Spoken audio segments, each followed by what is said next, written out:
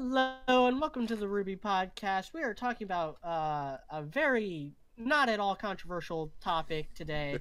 I am Weiss's finger puppet mediocrity. It's me, high-powered, running to the proverbial steel beams with my proverbial jet fuel to melt them. It's time for the shipping podcast, which I won't even be here for that long because I have to go to work tomorrow at 5 in the morning.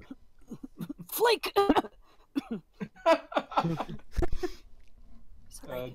I am here. You guys think I talk about Renora a lot during the regular podcasts? You ain't seen nothing yet. I am dude. What the heck? And I am Bulma's plastic surgeon, taking a good 10 years off. I am Robert. And apparently I am regretting being here. Yeah. Already? No, of course not. Silly boys. You have no idea what you got yourself into. No, let me not hype it up because I'm probably gonna, just be a dork as usual. So, yeah, Hey, that's fine. Dashie Li, I guess. Yep. Welcome. So we are back to talk about. Well, this must be the shipping at this point, right, media? This is the second. Okay, so this is the second time we've done a shipping podcast. We did one, I think, after Volume 4 is when we did the first. Okay, one. so there's a shipping podcast to Electric Boogaloo then. Yes. Yeah. So there's some developments to talk about. We didn't do this. We didn't do this last year. We didn't do it last year, right? We did the year before. No. Okay, so we didn't do it last year because Volume 5 was a shit show, and we spent most of our off-season podcasts just talking about how bad it was and recovering. And honestly, not much shipping interest of note happened that volume, except for some freezer burn, which we might get into. I think we'll probably have to touch on that, and a terrible ship that is so bad and pointless and stupid and idiotic that we will not even mention its name. You guys know what I'm talking about. So otherwing, there was nothing to talk about. Don't. But I have to say it now. It's Rose Garden. It's Rose Garden. Okay. RWBY. The only thing that I'm more passionate about than loving Renora is hating Rose Garden. But this volume was definitely not like that. So we actually have some new information to talk about, and plus it's been 2 whole years. So I think it's time we do another shipping podcast. So here we are. Yeah. So, second shipping podcast, the 5th video on my channel completely dedicated to shipping. It's almost as if I'm romantically and it's almost as if you romantically got interrupted by somebody coughing. Sorry. So we didn't get to hear your punchline. Maybe it was meant to be. Yeah. Sorry, media. I mean, your jokes are okay, and they're not that bad. I'm not lying. I don't know what you're talking about. No. I mean, we might as well start off with the dual penetration in the room, and I'm not talking about Sun and Yang going to town on Blake. I'm talking about Adam getting penetrated in the wrong way.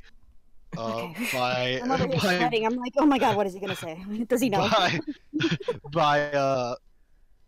We're talking about Bumblebee. And Adam, we're talking about Bumblebee, the motorcycle which has been flung off the side of a mountain, unfortunately. Which, if anything, strengthens the ship, because now it is no longer the motorcycle; it is now only the ship. I hope she has a good insurance claim on it at least. Oh yeah.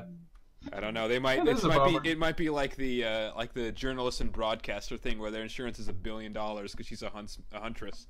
Huntresses can't afford insurance on their vehicles because they're huntresses. But yeah, this was the interesting thing because this has been creating quite the shitstorm, for lack of a better term, in the RWBY community, and so fellas, it trended on Twitters for like what, the 2 weeks? I'm sorry, Dashie.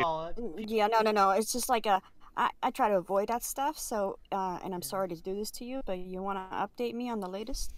Black Sun shippers had cats and kind of stooped down to Bumblebee shippers level, and Aaron Zek did not help. Oh. Does she ever though? Not really. I feel The only other thing I can think of that's kind of new from the last like 4 or 5 weeks since that moment in Volume 6 is that it was on Valentine's Day, I think.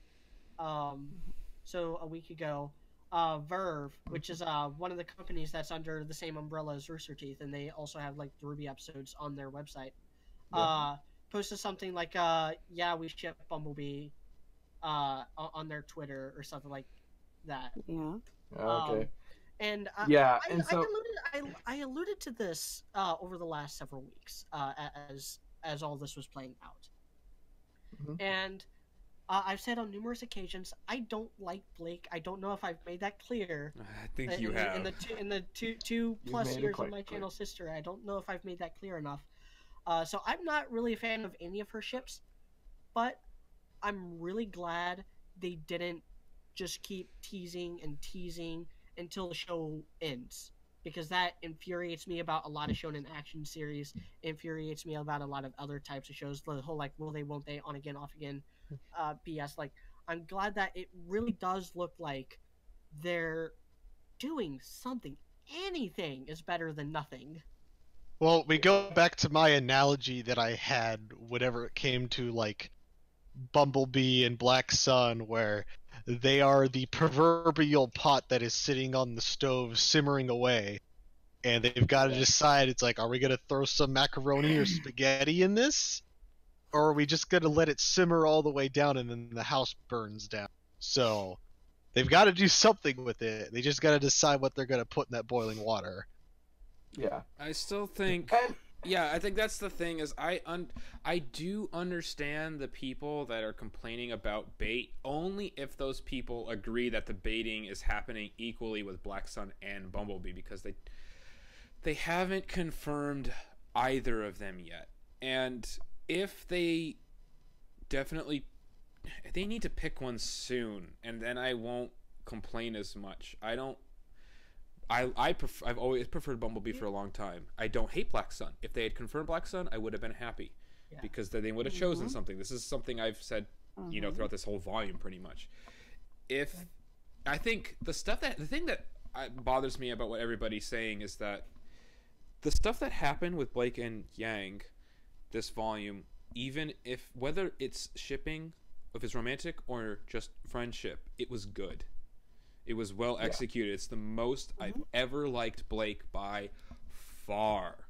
So I think people are getting washed up in like the whole, they're just trying to push a lesbian ship thing. And it's like, okay, first of all, think about the possibility that it's not actually a ship, and then it's just a really good friendship arc, right? And if it is romantic, if they handle it well, then there shouldn't be a problem.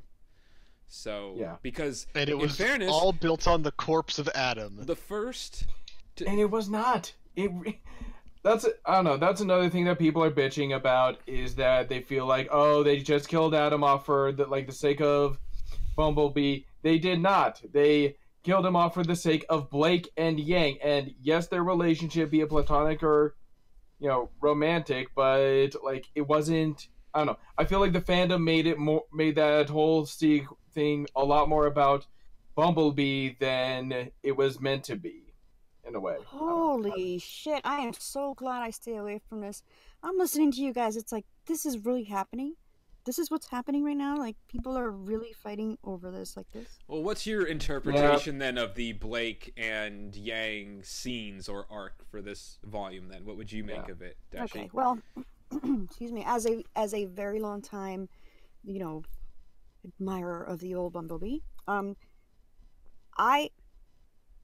not gonna sit here and go, oh my god. I mean, in the reactions that you've seen with like Fatman, Raymond, with Frostbite, like it's like, oh my god, Bumblebee, because like Raymond knows what I'm like about that. It's just like, it's cool.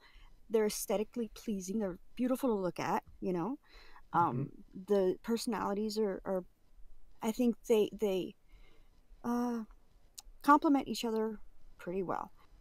As far as like their background and putting all that history into it, like I'd rather just look at it basically, because I'm not a big fan of like of Blake's personality. I love her fucking design, though. I love it. Her personality, eek. Okay. Yeah. Yeah. No, we agree with you on that. Yeah, we're on the same page there. Our whole So, group. yeah, that's fine. But like, if I like her actual design, if you just tell me like if I never seen these girls before and they'd be like, "Ooh, kitty," you know. So you sound like Boo from Monsters Inc. That's yeah. Good, I did a good job then. But anyway, going back to like getting serious and like, oh my god, I said in the reactions, I'm like, look, I'm a Bumblebee whore, not gonna lie. I don't write fan fiction about them or anything, you know. I think about what they could do here and there if I would write a fan fiction, you know. It's just what happens. But as far as like, oh my god, did you see? It was her left hand, and you know what happens with the left hand. Oh my god. And then the sun was shining on this direction. Oh no, because no, don't you know that it was not the sun, it was just the shadow of the moon. And they're gonna fuck. I mean, come on. Just cut it out. Oh, I didn't know amazing. that it was that bad like you guys are talking about. I didn't know it was that. Yeah. I mean, it's just your typical internet autism fest. I mean, Yeah, point. honestly, you're probably better off not knowing. Like, honestly, And good. Yeah, trust me. I'm thanking you guys right now for like making me go. I "Oh kind my of God." wish I didn't know. Easing it in. Yeah, but what I was trying to say is like, at this point, in my opinion, like you were saying, like they have to pick one.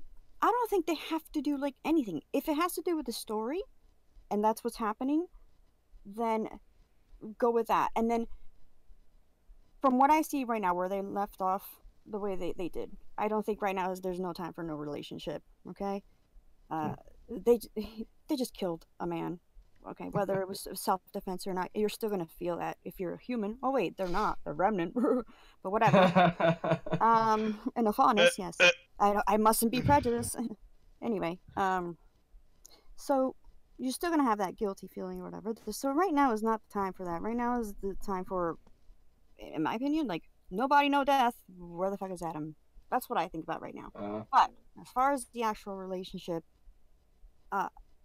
yes, I love Bumblebee. Yes, here and there I see them doing something, and it's more like for the memes. I like elbow nudge somebody, be like, hee Bumblebee, it's gonna happen. But the show right now, it's a little, it's just like either dial it back a little bit on the Bumblebee, or have it go directly or towards go for it. Yeah. But right now, it's like I don't want it to go towards it right now because they just went through some shit. Ain't no time for no Frenching right now. You gotta fucking work on your minds. Yeah. Especially that. I will say this: friendship first, and then At the very minimum, I will say that Blake and Yang are, and this is a term I've learned recently, romantically primed. Yeah. Okay. They're lubed up. Sure. Romantically. Why does everybody have to go there? Yes. Oh yeah, the word lube. Never mind. It's you. So you know what you did. One thing I was thinking of, Angel. Last time we did a shipping podcast 2 years ago, we made this passing mention that Black Sun seemed like the short term game, and that if they were going to do Bumblebee, it would come like either after something happens with Sun. And I mean, I think we were kind of accurate on that, but I would actually kind of like, now that we know Sun is going to be out of the story for a while, he's going to be out of it until they get to Vacuo, which could be another like 2, maybe even 3 volumes from now. And how do you know this? Somebody confirm it. How do you know this? Just the general. Assuming. Okay, so like general pacing, pattern recognition. Okay, so you're three volumes in the Veil area, 3 volumes in the Mistral area, 3 volumes. Okay, because you're saying this very matter of factly, and I was like, ain't nobody telling me this. just well, we know Sun's going to Vacuum. That much is confirmed. From the first episode of Volume 6. First episode of Volume 6, like nobody in RT said it. Yeah. All right. Yeah. Because that's where Sun and Neptune were going. They're like, we're going to my own stop. At the beginning of the volume, they said, "Yeah, we're going to Vacuo." So yeah. Okay. So this actually got me thinking, like, what if something happens, like Blake and Yang actually do start dating, and then something happens that causes them to like break things off and just be friends, and then that's when Sun comes back, and that's, I mean, I'm not sure if that's the direction they go in.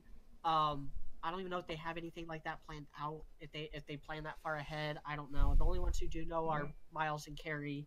But I think that would be interesting because, and I'm kind of realizing this more and more as I'm reading Raymond's book, Forged Within Flame, which you should all buy and read because it's yes, buy his book. I have it. I'm gonna start reading it soon. I'm just applying to I'm just busy right now, but I will start reading it soon. Yeah. I do have my copy. I mean, just like Pootie Pie's gaming chair, you need to buy Raymond's book. But I really like the idea of characters having multiple romantic interests and multiple romantic partners throughout a story, and how like the ones that don't work out lead to the ones that do. Yeah. And that's a really prevalent. And I say, why waste time? Just have it all at once. That's just my life. Anyway, I'm sorry. That's not about me. Go ahead. I mean, in the proverbial tree of romance, you need to hit a few branches before you hit the ground. Oh, I've hit plenty. Anyway. You're right there? I'm still kind of recovering from the plague. Okay, you're not hitting one of those branches right now as we speak, are we? Okay. No. Stealth hit. Forget it! Okay, forget it. It was a joke. Never mind.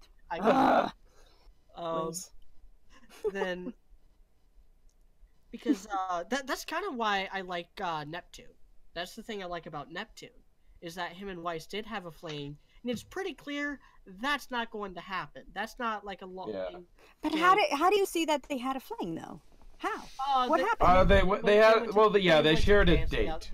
They shared the dance. When he says fling, he means they went to a dance together. He means very, very PC fling, because one of the we don't and a little bit in volume 3. Yeah, we don't need to get into the whole issue of RWBY being severely nerfed and infantile in the way they handle relationships and the age of their students, like of the characters, because and considering the universe they're in. I'm mostly asking because media is speaking, like hanging out with him for like past like a couple months or whatever. Like I just wanted to make sure because he uses words differently. I guess I don't know how to say this. I'm not insulting you or anything. It's just like I gotta sometimes. They're like those alternative facts, right? Like I don't know. I don't know how to describe it, but like I have to check in, like just in case. And that's what I'm doing right now. So per my interpretation, so for me, it was clear that Weiss was at least somewhat romantically interested in Neptune in Volume 2 and to a lesser extent Volume 3.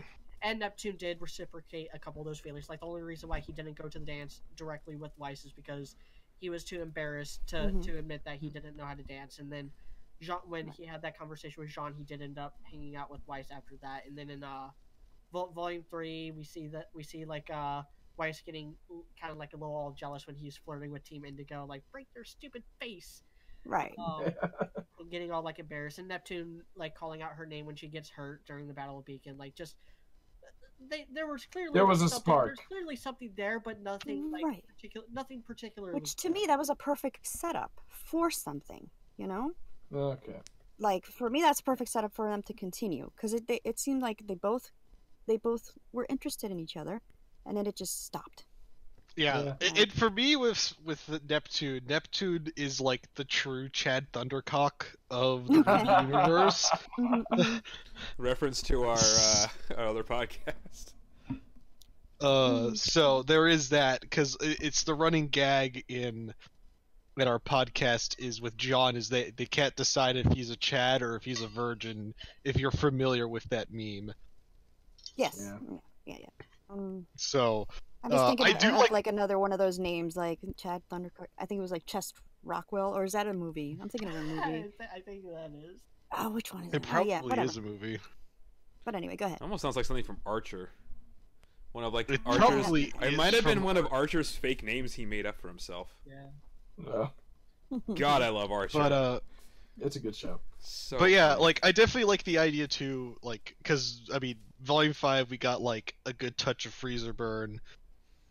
Definitely if like Neptune shows up again though, because Neptune's just like try to like hounds after like any sort of coochie that comes across his way. Yeah, which I can anyone with a appreciate skirt. that. So I appreciate his hustle. Were you thinking of Chet Manley? Because that is one of Archer's. Oh, yeah, No, Chet no, Manley. there's like okay. a whole list of some. I'll have to get back to you guys. on Okay. that. I mean, Anyway. again, like language exists for the sole purpose of wooing people, and so there's so many words that just get turned into euphemisms just because that's how language works. That's where it tends to all wrap back around to. Just give it a big reach around to the hindquarters. Oh, I'm sorry. All I heard was without, reach around. I mean, You were supposed to. I mean, if you would have kept on, That's all, though. If you would have kept on, we're gonna have to listening, keep this PG. Robert's Mormonism can't handle this. Are you really? No. That is not true. No, Okay. no. I play No. Cards Against Humanity. I have no problem with Oh, my PCness. heart. I am Mormon, but I do not have any problems with that stuff. So Hold on a second. Let me pick up my heart from the fucking. Oh my god. This funny- is the my funny running. thing- This the is funny my thing about running it shit is- post with Robert. Yeah. High Powered makes jokes about things that Robert doesn't even actually give a flying shit about. And then and then pretends Because you guys, I thought you pretends- guys lied to me. The first thing you said to me before we started was like, "Oh, go ahead, go crazy. Yeah, there ain't no boundaries. You go for it." Oh no, you And then definitely you can't. no, and there aren't. There aren't, no. That's You see, you stepped on a nice, mine, but the mine but- didn't My- explode. my It wasn't even a Fitbit- real mine. Yeah, It was my just Fitbit like is about to explode right now from the heart rate. So yeah. No, you're good. Don't worry. I play just Cards calls Against 911 Humanity for like you. everyone else. So you you don't have to be PC around me or anything like that. Okay, We're- good. Then I can take my shirt off again. Good. Whew. There we go. Yeah, we're not. Yeah, go ahead and do that. Pixar didn't happen. I mean, it was never on in the first place. We like to just talk shit about our own beliefs. Yeah, exactly. We'll talk. Especially high powered. Yeah, I'm a libertarian. It works out pretty well. Yeah. So I mean, Anyway. I would actually be. I don't know if we've talked about this much before because Dashie kind of brought it more than the rest of us sort of have recently. Is would it be interesting? What would the reaction between Weiss and Neptune be the next time they see each other? Because I'd be honestly shocked if they didn't again. I still think that the end. I kind of game feel is... like the opportunity to have I feel like if they were going to have some sort of future encounter, it would have been this volume when he was at the train station instead of him chasing after Elia. We don't know what happened off screen, and that's just a that's just a weakness in visual mediums as a whole. Like this is not a unique problem to RWBY. No. The whole we don't really know what happens off screen, which is why we have to make assumptions based on what we do see. And for all we know, Neptune and Weiss had their peace and gave each other a goodbye hug before that. We just don't. Yeah, and I feel that, and I think we could agree for the most part that whenever the two of them run into each other again, and Neptune isn't trying to put the moves on her, it would be a disservice to his character because that's kind of a character trait that he has is that he's always on the hunt for the was coochie. his character trait. It is, yeah, no, it is his character trait. Which is fine. I don't have a problem with it because to me that's realistic. There's tons of people like that. So I just thought of something really bad. Go. Because by that point, RWBY is going to be older, so they all reach Vacuo, and then Neptune looks at RWBY's oh, when did she grow up? oh my gosh, I'm jealous and stuff. That's my partner. That's my waifu. that would be Stay away from her. amazing. And then RWBY's no, that's what I have Chris. And John is just are you serious, dude? Again? Then we have to have a three-way fight between Jean, Neptune, and Weiss. Yeah. For RWBY's honor. That would be amazing. Yeah. That actually be kind of a cool fight to watch, to be honest. John would lose hard, but you know, whatever. And then John's like, watch this, unzip squirt gun. Actually, you know what'd be funny is John would be smart because John's supposed to be the strategist, so they'd start fighting, and then Neptune and Weiss would start fighting each other, and then John would just take RWBY and run off with her. There we go. Live to fight another day. That's an idea I can get behind. No, he gets hurt, but that was all part of his master plan to make to earn those sympathy points. The sympathy points. There I don't you know. go. I don't know if the pathetic angle is the right angle to go for. That's not. I mean, Probably RWBY not. might be. No, what I was trying to say before I was just talking to myself because I got disconnected because that always happens to me was like you're talking about like two people like fighting, three people fighting for each other or whatever triangle. Meanwhile, me here I am going, why fight? Come on in, there's room for more in the blanket. So. Maybe intellectual. I mean, did you watch Media's last video?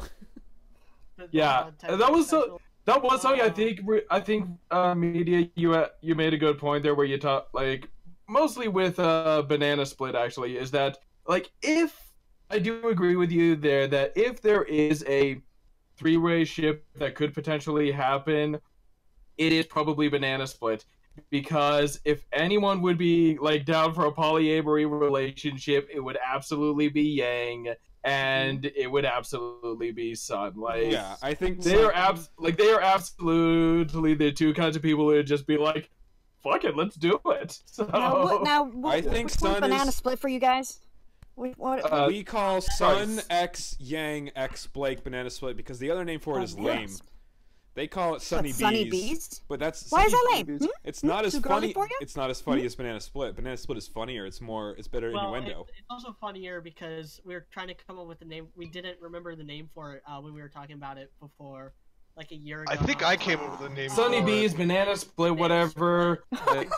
But yeah, RWBY X, Sun X Yang X Blake. Yeah, I think, if anyone would be down for that, it would absolutely be Sun and Yang. So they are both, and it would make everyone happy. I think most people would be like okay with that, and you know, and that's sometimes it's okay to try and make the fandom happy. I think both Yang and Sun are Chad enough to make that happen too. So yeah, it's always because like I don't know LGBT. what the female. I don't know what the female. Nobody's representing like this part of LGBT, this part of it. Okay, where's the polyamorous like representation? Nowhere. Yeah. Like hook it up. You know, I'm waiting. I don't even think people would see it as like. I don't even think it would get the negative connotation of like, oh, they're just pandering. I think it would be like. I think most people would be like, oh hell yeah, this is great. Yeah. Yeah. I think it's a good fan fiction. This is my type of shit you'd post. Still get a few, but I still think it would be less. But I think for the most part, people would be like, okay. Yeah, if you do it right, and I think they could. I know our entire podcast would be completely fine with it. I don't know what the I don't know what the female equivalent of a Chad is, but Yang is definitely that. I think it's still a Chad. Okay, well Yang is. Stacy is the female equivalent of a Chad. Oh. Macy and us gamers, no, Stacy. Stacy, okay. No. I thought it was Stacy's and us mom, gamers okay. are being oppressed by Veronica, and I have to go to bed because I have to go to work tomorrow. All right. So I would love to stay on, but I can't because I have to wake up at 5. Okay. Good luck on your interview. Is that tomorrow? That's Thursday. He's got work tomorrow. And then I probably will not be on the podcast if I get that. If I land that job because it's night shift. Yeah. Aww. Well, hopefully. But I also will have a lot of money, so get dabbed on. There you go. All right. All right. Adios, high powered. Then I have so many fan fictions that have 3 ways happen. As we always say, it was Nora's idea. I remember listening to your most recent shipping video when you're talking about like a three-way between Jean and RWBY and Weiss, and I was just like, this is basically what happened in Just Act Maturely. Yeah, I was like, this is like literally what happened. Does Dashie know of this masterpiece of? I've mentioned it to her before. I don't think she's read it. Have you read any of my fan? No, I'm sorry. It's okay. Unless things come out in audiobook, then don't. Yeah, I kind of don't read. One of these days, I'll read it to you. You're gonna tuck me in and everything. Oh. Bedtime stories. He does love me. Smutty bedtime stories with Mediocrity 4. Dude. No, you don't get it. Like, that's basically me and him, though. Like, that's just our norm. Oh my god, can you make that video media where you just like do like you make videos of you reading chapters of of the Just Act series, and Kitty can draw you sitting in a chair with like some whiskey or something, and then like a dildo in the background or something. It has to be Coca-Cola. Him in his like half robe. Yeah, exactly. With like a half done up robe. And me on his lap. Yeah. Me on his lap, like. There you go. Oh my god, that would be the best video series ever. Oh, we need to. And then he'd be like struggling from looking down at at the book or whatever they're reading, and then like to the cleavage right next to it. So yeah. So just to give you an example of how depraved... This is a Stevie fanfic in and of itself. So just yes. It is, I know, right? The fanfic of the video of the fanfic. Just to give you an example of how depraved this fanfiction is, Dashie, one of the lines is a bunch of people are in RWBY and Jean's apartment, and Tai Yang asks everybody who hasn't had sex with Yang. Everybody looks at Ren, who then says, "It was Nora's idea." Nice! Oh my god!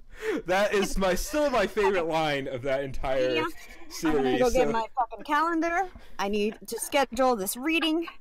I need to get everything all ready for it. That is how I sell that series to everybody. I am media salesman on that. That's perfect. This actually isn't the first time people have brought up like, hey, you should like do these little audio versions of your fanfic, like, or just read them out. Like Secure in particular has been like, your RWBY On series is just too much. It's too long. Like I just can't sit down and read it. But if you were to put it out in like an audio format, I'd listen to it. And I'm like, it's actually a decent idea for like. Are there actual like sex scenes? Like raunchy? Not in RWBY On, but yeah. Because if you need a voice actress, for any of those, let me know. It just acts stuff gets a little raunchy, but nothing like super explicit. But like Just Act Maturely does start with me doing my best to describe an orgasm, so that's how Just Act Maturely starts. Just throwing that out there. Okay.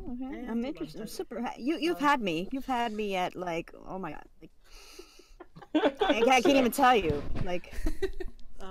So anyway, maybe moving on back to slightly more actual canon ships, because we're just giving media a giant ego stroke right now. We can talk about Renora now. Yeah, I think let's go ahead. Let's go on to Renora then. Here's the thing. They just need to just do it. Just fucking do it. What bothers me about Renora, because this is always my rant, because I am the biggest Renora fanboy that I know, or fangirl even, honestly, that I know about Renora, and it's so annoying to have them do so much in Volume 4 and give them such a great... They did a solid backstory with them in the beginning of the show, and then they really built on all the stuff they hinted at and built up they built up on that in Volume 4. Their Kurorayuri is still my all-time favorite RWBY episode, and one of my favorite single episodes of like an animated show. It's amazing, that episode. That episode is like close to the best. It's close to like the highest quality RWBY's been, almost comparable like higher end shows, and better than a lot of actual mainstream shows. And then they built on it more with the next episode too, when the Nukulave fight. The shit-eating grin Nora gets on her face when Ren looks up her skirt was like the best thing ever. and then they just blue ball everybody, the entire fandom, when they don't kiss in the airship, or when they kill the Nukulave. How hard would that have been? What was the point? Because, and the thing that makes it worse is they never built on any possible issues between them. I thought the one thing that might have happened would be something along the lines of the friendship or something like that, but they haven't touched on anything like that. They're just... Well, here, my opinion on that, you know, to answer, I don't know, just so you can see what I saw that day, as far as why they didn't go through with it. Again, same thing with Bumblebee. Like, they just, like, left something so traumatizing and, you know, something that, like, has been haunting them all their lives. And this just wasn't the time for that. And I can understand that. I definitely can understand that. But it wasn't as big of an issue then as it is now, I feel like, because now full volumes later, with volume 5, at least at least, you know, hold hands. Like, yeah, that's what I've been saying. Just hold hands in public. Yeah. That's all you need to do. I mean, I really want to kiss. Yeah. I really, really, really, really. All right, really, come here. I'll give it. Oh, you mean from them? Gotcha. Yes, from them. Oh. Okay. He's got a fiance. He gets plenty. I've been in a relationship for almost 11 years now, so I'm. Oh, never mind. No, I wasn't talking to you. I'm good on that front. Sorry, we didn't do that intro. Don't worry, she doesn't watch this podcast. Oh yeah. Oh my god, yeah, she could not possibly care less about this. Oh, okay. She likes the clothing stuff though, so you know what? I'll take that. That's a win. She has watched up to I think volume 3 or 4 of RWBY though, and actually enjoyed it though. So question: you guys are best friends, yes? Oh, absolutely. Yes. Okay, sure. So. Oh, you mean us two, like my fiance and I? Or are you talking about like what are you referring to? Yeah. Okay, you're 11. Absolutely. 11, yeah. Absolutely. Oh, so same thing, Renora. Like they're such like best friends. They're basically family, but not in a weird brother sister way. But it's like they that kind of best friends, and it was just not that time. They not avenged, but like it almost was avenged, and I think I can understand your point too because of the whole thing and media. I'm gonna quote media here. When he said that the Nukulave was the end of Ren's life and the beginning of Nora's, so it is a little bit of a complicated situation. When the end of Ren's life and the beginning of Nora's, because Nora. Well, yeah, media can explain this. For context, I was referring to the flashback where Ren's entire world was turned upside down. He lost his family. He lost all his loved ones. He lost his home. He lost all that to the Nukulave. But Nora didn't have any of that until the Nukulave. Like the Nukulave is what forced her and Ren together, and then that was her family. Gotcha. That was her only loved one in her entire life. And so that does create kind of this weird complication, especially when it comes to getting closure for the Nukulave, because you see the usually level-headed Ren losing his shit and getting his shit wrecked for it, whereas Nora is actually the voice of reason in that scene because she's able to see past the trauma and see the good that it did to her life, to Ren's life, to everyone. Like how, and it's this really powerful theme, and I love it when stories do this. When and I alluded to this earlier, where like bad things happen, but that's not the end. Just because a bad thing happens doesn't mean it's over. Oh my god, heck yeah! Like I am so grateful that the bad things the bad things in my life happened. You know, because it makes you who you are. You're where you're at the time. Like it just makes you fucking just grateful. And I try to not dwell on the stuff because it comes up a lot. But it's at the same time, it's like, okay, look, if this didn't happen, then X, Y, Z would never.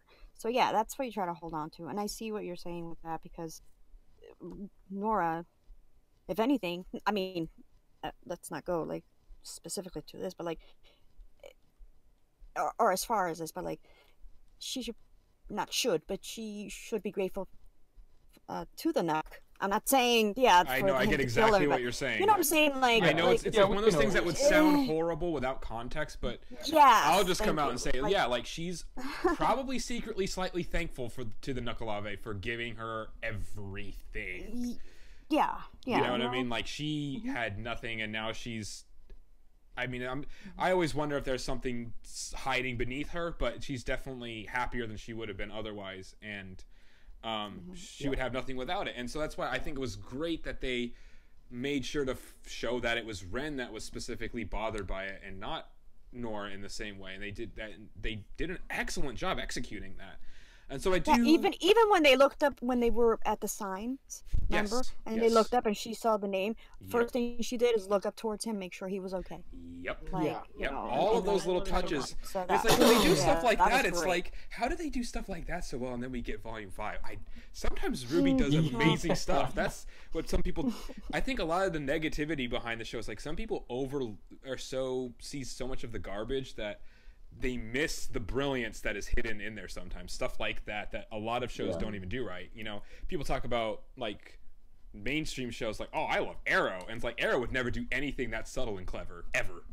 So but anyway, I especially, you know, you actually convinced me more than ever that they didn't need to kiss there at the airship. But again, I'm gonna reiterate that by now we need more than just these silly little teases for multiple reasons. 100% agree. 100%. I mean, we need more than just come back here with my man. Yes.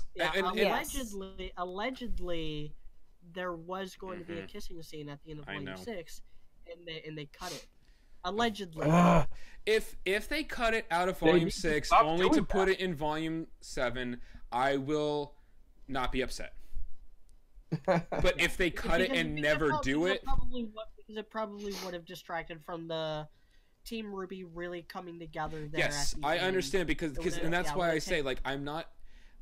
If that's what happened, as long as they include it next volume, if they don't keep pushing it back, then I'm okay, because I honestly don't see where it would have fit in the second half of the volume.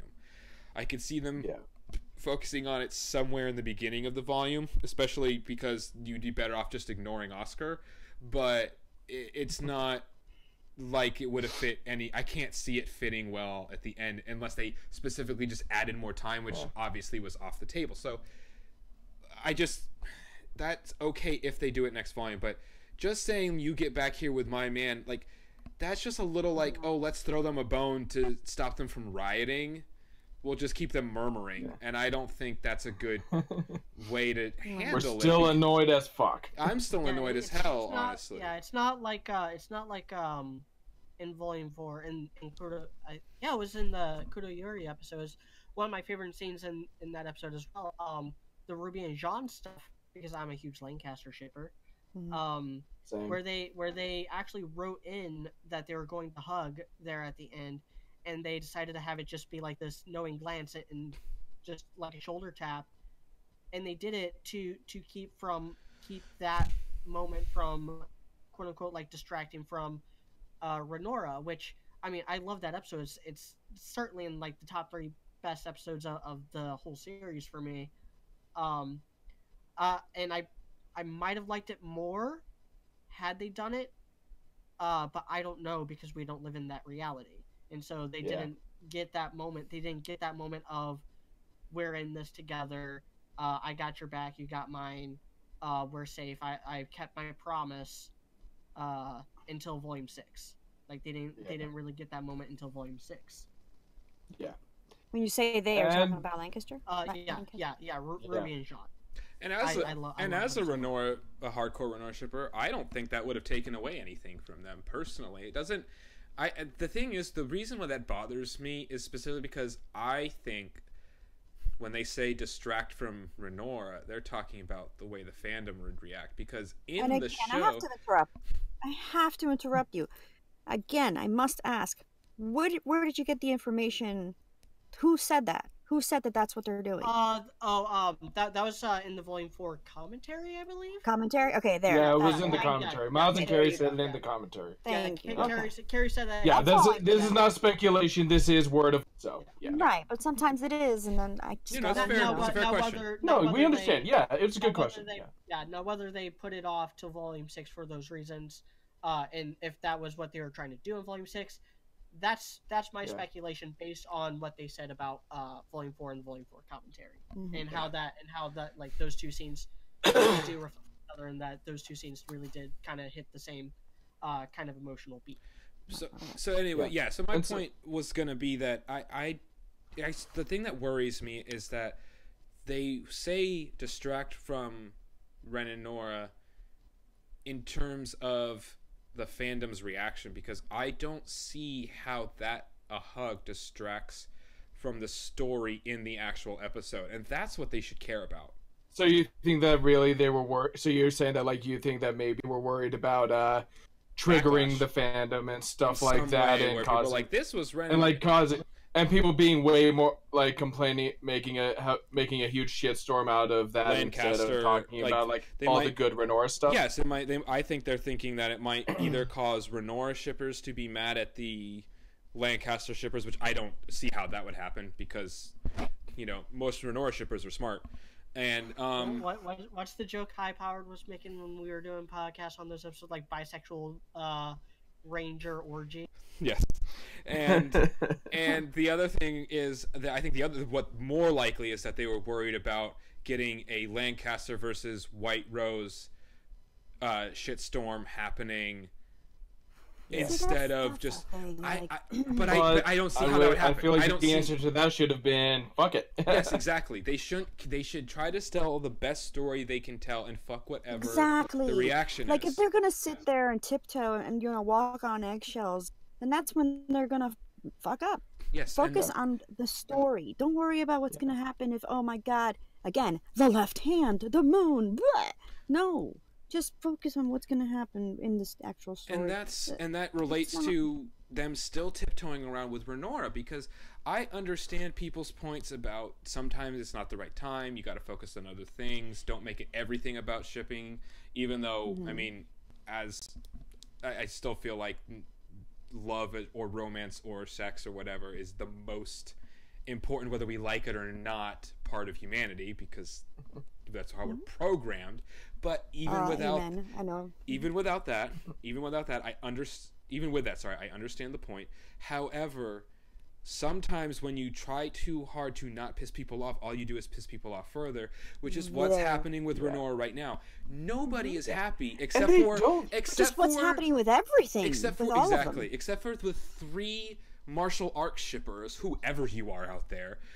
Everybody likes Renora, or at least tolerates it, or at least doesn't care, or loves it. Exactly. That is like the spectrum. Don't need to worry about pissing people off with this one. Exactly. And there's a lot, even people that, I haven't heard anybody that at this point has not said, like, why are they not together at this point? Even if they're not Renora shippers specifically.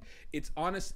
Here's the thing. You can say that sometimes shipping is distracting. This time, not shipping is distracting, because you watch the show, anybody with a brain's going to be like, how are these two not together yet? It doesn't make sense, because do something. Yeah, that's what really bothers me is, and it relates to Bumblebee and Black Sun too, is like, the thing is, I was saying at the beginning of the volume, and I'm sure either I did or people who said what I said got hate from the Black Sun fandom when I said, and we can transition to Black Sun now if we want to, because I didn't talk too much about Black Sun specifically, is when they kissed, all the Black Sun shippers were like, yeah, fuck you, Bumblebee, Black Sun is confirmed, and if anybody who disagrees is a fucking idiot. And I saw a lot of that, okay, essentially. When they kissed. And, yeah, exactly. And my when point when she pecked him on the cheek. Exactly, and that was always my point. My point was always... A kiss on the cheek is not a confirmation. It's not because, even though I'm a Bubble shipper, I honestly have absolutely nothing against Black Sun. I don't know who said it first. I think in high school, just a little anecdote about like how kiss on the cheek. Yes, it does mean a lot. It doesn't mean ship is confirmed. Mm-hmm. In high school, it means I appreciate you being there for me, I know how you feel, and I am definitely sexually attracted to you, and it could work. Yeah, like, it could work. I don't even know. I wouldn't even go that far. Okay, so in American culture it would. In European culture, maybe not. So, the first 2 years of my high school, my best friend was a girl, and I did end up becoming romantically interested in her later on. She was never romantically interested in me. There were rumors that we were going out, but we were never actually going out. She is to date. No, because I have been kissed before. Before I ever met her. But she did at one point just kiss me on the cheek, just a friendly peck on the cheek, and like it made my heart flutter because by that point I was already kind of starting to fall for her. But for her, it was just like, oh, this is something you've never done before, so here you go. Like just teasing me or whatever. I don't even remember the whole context of it, but I do remember it happening. Because it happened at a party, and then like that's just the a friendly thing. Like same thing with hugs. Like I've hugged plenty of people. I don't even like hugs. I'm not a very huggy person when it comes to straight. Like when I'm like romantically interested in you, I do crave hugs or whatever. But like I'm not. Or if you have a nice rack. Anyway, yeah. Hey. I mean, that helps a lot. But like I don't like hugging my family members. I don't like hugging guy friends or anything like that. But you know, a hug is still just a very comforting thing. It really lets you know that it's a thing that friends do. Which is why like the whole is this evidence thing is so fucking brilliant because it's so fucking true. One of the qualitiest of memes. But the thing is, like you said, when they kissed. Well, no, you're right. I misspoke. That's definitely a misspoke. Yeah. That's definitely a misspeak. I misspeak. Because, but I'm trying to say with that though is that there was a lot of that. There's a lot of people that said, "Oh, ship is confirmed. Fuck you, Bumblebee." The way people talked about it, you'd think that they exactly. Because that's what I thought initially when I heard about it. That's what I thought, and then I watched it, and I was like, I felt almost bad for saying because we did talk about it on the podcast. Like, look, Black Sun shippers, I know you won't believe me that this is not coming from a place of fuck you, I'm a Bumblebee shipper, but that is not a confirmed ship. But the thing is, I understand their pain because to them, I can completely understand why it should have been, or to a degree, or why they would feel that way because of what happened in the past 2 volumes. And I think that's partly what led to, I think, okay, this is thinking, so Dashie, there's no evidence for this, I don't think. This is just my theory that is partly what led to the massive shitstorm after the Adam arc with Yang and Blake, because the Black Sun shippers thought they were kind of in the clear, and then they super duper weren't. So and that's why I understand why people get this upset, is because again, you're tiptoeing around stuff. You're not. I think that arc with, again, it was romantic or not, I think the Blake and Yang stuff was fantastic, and I don't think, and I wish the shipping wars wouldn't distract from it, but I understand why they happen because Rooster Teeth is so tiptoeing around everything. It would have genuinely been better if Sun and Blake, I think so at least, that if they like confirmed a relationship and then this complicates it or something, and I don't even like that kind of and something love didn't triangle. work out or something. Yeah, and this is like is a love triangle thing, and I don't even like love triangles, but at least they would be semi-committing to something, because here's the thing, we're talking about this now as we have no idea at this point still. It's 6 volumes into the show, and all we got from Black Sun was a kiss on the cheek, and we get these hugs from Bumblebee, and we don't know anything still. How much longer is this show really going to go on, and how long can you just pussyfoot around with stuff? You know, like, you got shows like Avatar The Last Airbender, which aren't even known for romance, but at least when you go back and watch that show, it was very obvious that Yang and Katara were meant to be, or Yang. And I was like, right. I haven't even noticed. Aang and Katara were meant to be the entire time. You can just see it if you watch through the show again, and that's fine. Like, they didn't. It's meant to be the entire time. It doesn't feel like they're. It almost kind of slightly feels like pushing, but it's not that. It's 3 seasons, and they're not that long. You know, so this is 6 volumes. Yeah. Do something. All right. You know what? Then tell me what you meant when you said Aaron didn't help. What happened? Basically just that. So when with all the Bumblebee stuff, she was making a big deal about all the Bumblebee hints and stuff like that, which was triggering a lot of people. And like I said, it just made this whole thing. You cut out a little bit. Like, Big deal about what? Like putting her on her Twitter banner. She put the picture of like Yang and Blake holding hands. Or like I love bees. Yeah. Okay. Just And like apparently, and I think she got like a bumblebee tattoo or something like that. And like it was almost to the point where I was all like, "Hey, I feel like this is making like." How does Barbara feel like this? Because if I was her, I'd be feeling kind of uncomfortable about how obsessed you seem to be with this shit. Barbara was the same way that Barbara did. Okay. I can't really speak on behalf of Barbara because she blocked me on Twitter like years ago. I don't remember why. And I can't really speak for. I know Aaron had some kind of like ask me anything on Twitter. I did not watch it, so I do not know what all was said. So this is third-hand information I'm giving you. Where she said that Yang and Blake that she thinks that Yang and Blake do have romantic feelings for each other. Okay, but why is she not allowed? Why is she not allowed to feel that way, even though she's okay, it's mostly just that she's absolutely allowed to. It's kind of the antagonistic tone that she takes with some people. Yeah. Like there's this one Twitter post where she's like, I think I just found a troll today. Lol, Bumblebee for life. Something like I can't even remember. She just has a very snooty way of going about it that just feels, I don't know. It feels like, in her position, it feels like she should be a little more professional about it. Yeah, like she's not like I think Carrie has handled it a lot more because people were asking him, during the RWBY Rewind and stuff where he's like, you know what, just keep watching. It's going to be way more satisfying to see it without anyone talking about it in between. I respect that because like keep the show drama in the show. Don't let it bleed out into your everyday life.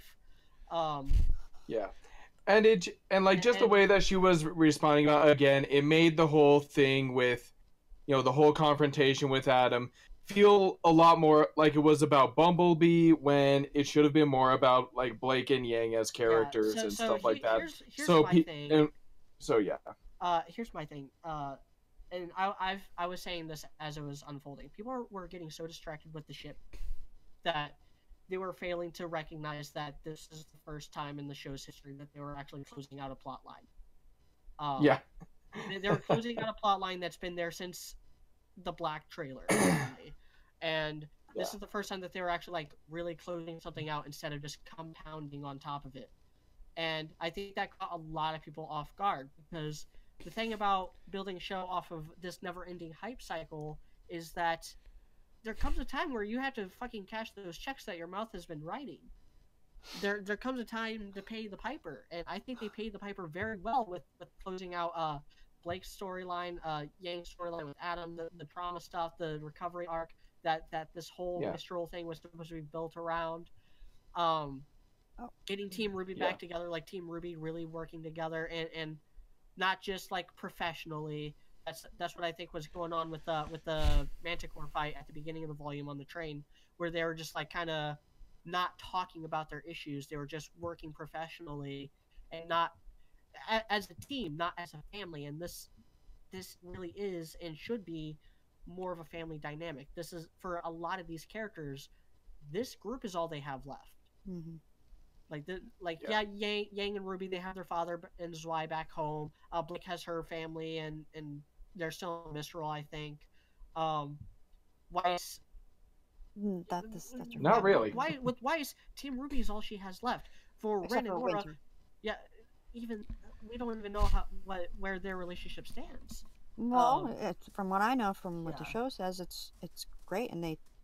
But Winter is the kind of person that she loves Weiss, but she wants Weiss to be more independent, and doesn't want Weiss to just keep living in her shadow. Okay, but she still has her. And so For Ren and Nora, this group is all they have left. For Crow, this is all he has left. For Oscar, this is all he has. Not even he hasn't even lost anything. Just he had an aunt that he left, and then this. And we don't know why. Because he is such an interesting character.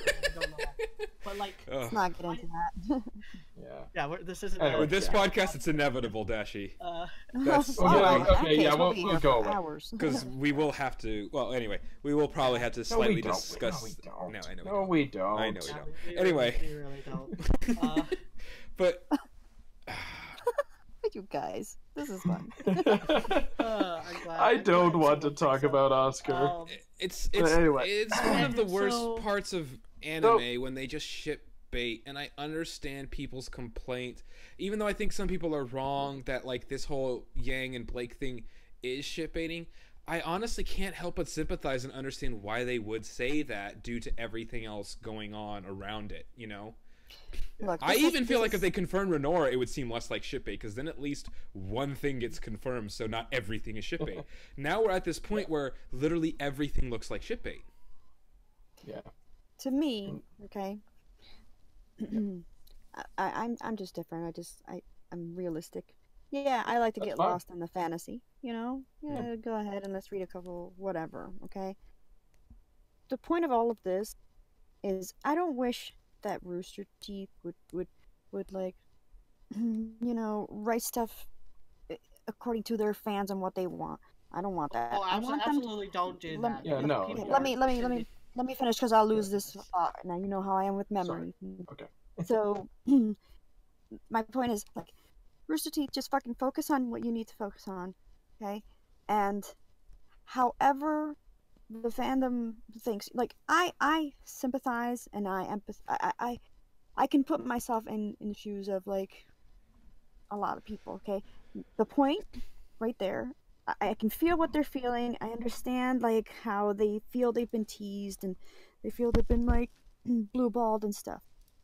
Now, that's where it stops. It's how they handle it. Like, gonna go rant on Twitter and start, you know, calling people names. Are you gonna do, you know, like, to the point is where I'll stop. Now, if you start acting like a fucking fool and just sending death threats, like, not that it's happened, but I'm talking about, like, whatever. I can't remember what fandom. I can't remember what fandom that was, but there was, like, death threats or whatever. Tokyo Ghoul, Supernatural. Didn't Naruto, name a fandom. It's probably happened. Yeah, didn't the Naruto guy get it Right. for Naruhina? Right. Stuff. Yeah. Really? I thought he did. Yeah. Yeah.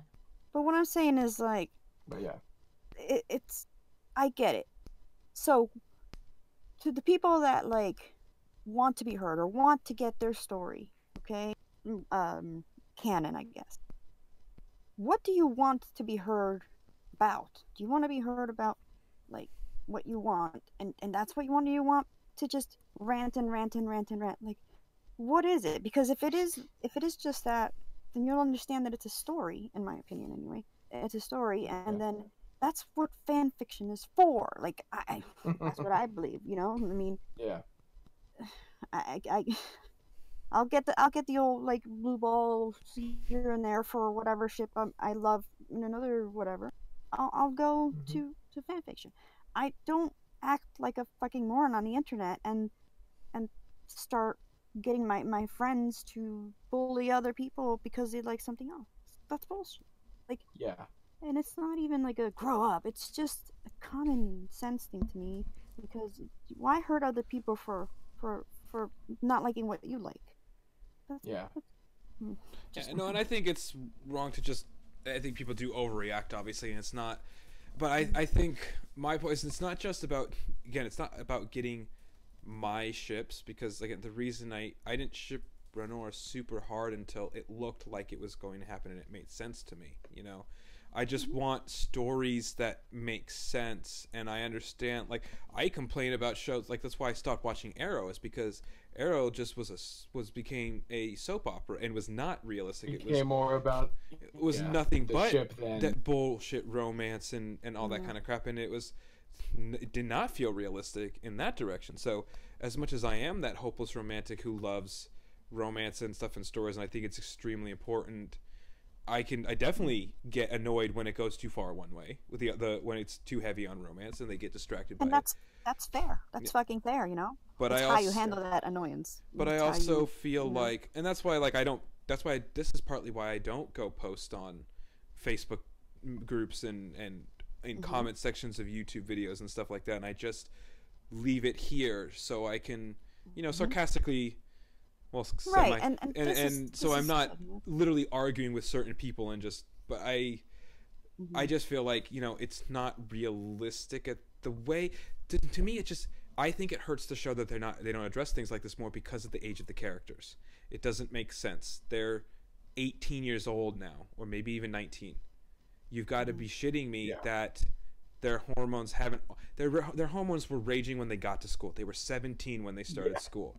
You've got to be absolutely shitting me that stuff doesn't happen. And I understand that you don't want to make it as realistic as what 17-year-olds do, because that would also be distracting, but you can't act like nothing happens, and in the beginning they didn't, and then they just kind of went to, and they just kept teasing it.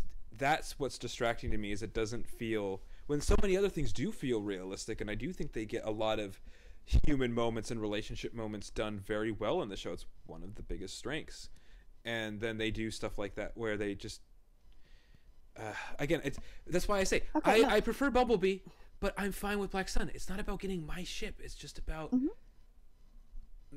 I think it's unrealistic that these characters do it well. Don't show more romantic interest in each other. I feel like it's unrealistic for these characters that spend time with each other don't show more romantic interest in each other. Okay. In some you say it's distracting. I think it's distracting because it doesn't make sense to me as a human who has been that age. And I've seen people who are that age, and I know and known people who are that age, and that's the way people are, And also just for the fandom to be looking at it and going, what is going on? Why isn't this happening? Yeah, that's the thing, and because again, you just have everybody angry because nothing's happening. You need to.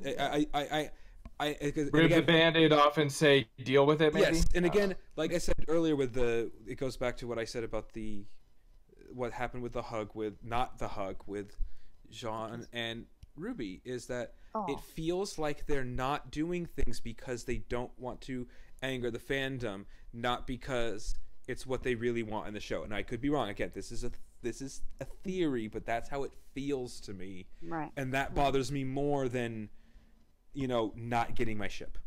Yeah. At this point, I'm not kidding. I would rather them do Rose Garden, and I hate that ship with a burning passion.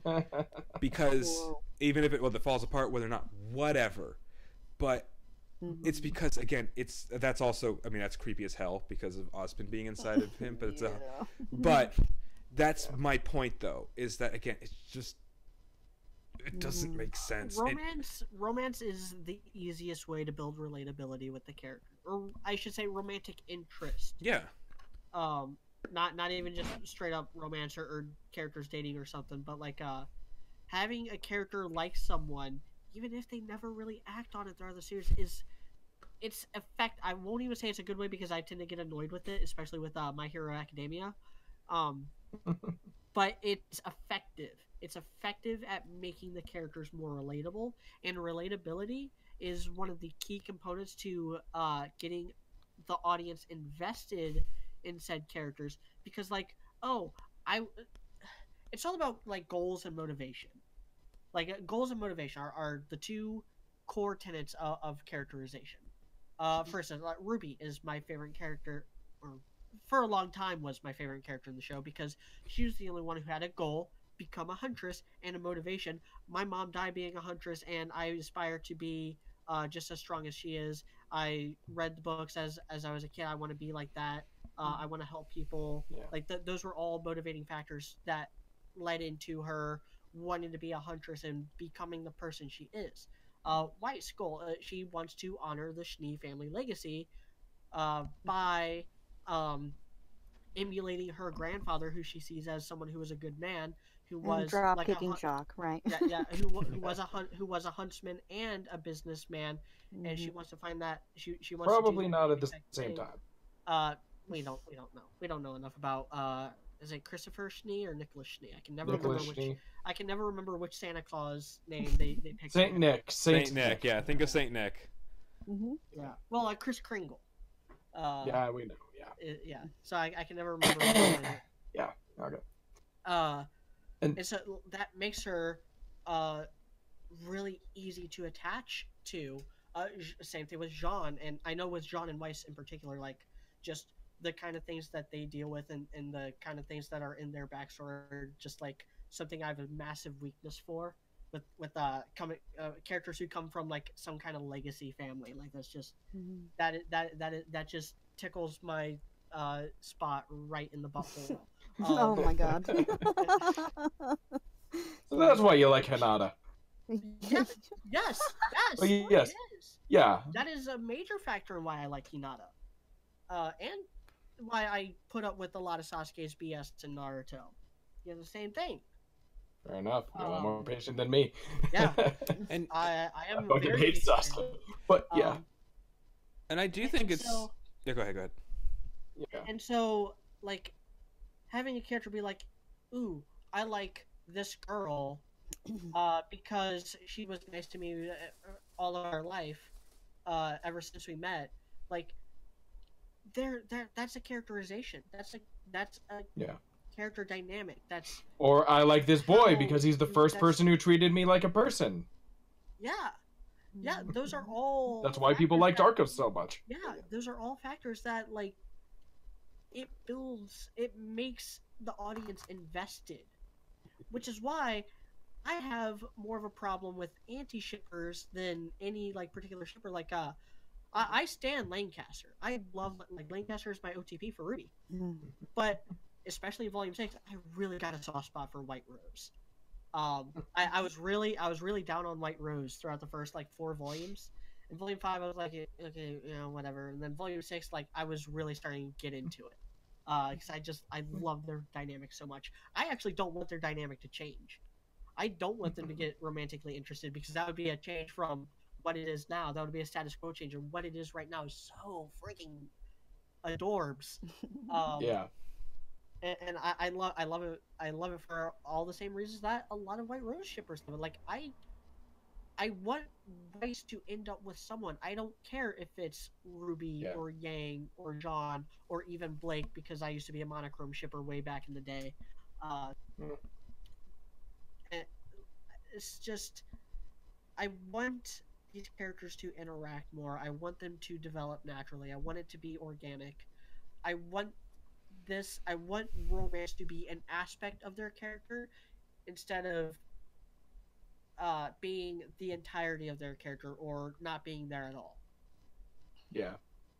It's kind of, yeah. And I think it's going back to the relatability thing. I mean, I know I can't speak for the whole fandom. Obviously, I don't know what everybody's reaction was, but I know in our group, when we got the Terracotta X, Saffron ship. Yeah, Saffron. That was great. That was awesome. Yeah. As High Powered says, because he's not here, I gotta give him his credit. It was the right kind of boring. It was awesome. Like beautiful. It was beautiful. So nice to see beautifully said. A working relationship. This is the first like actual current relationship, romantic relationship that is successful and healthy and nice, and they didn't push anything on anybody, and it was well handled, and you don't even have to like if you could describe it and not even know whether it was a straight, lesbian, whatever ship, and it was just done well. It's the opposite of how they're handling stuff in Genlog. It's like, if you guys can handle, you know, LGBT ships like this is brilliant, you know, like, and whether it is that or not, it was handled so well, and I loved it.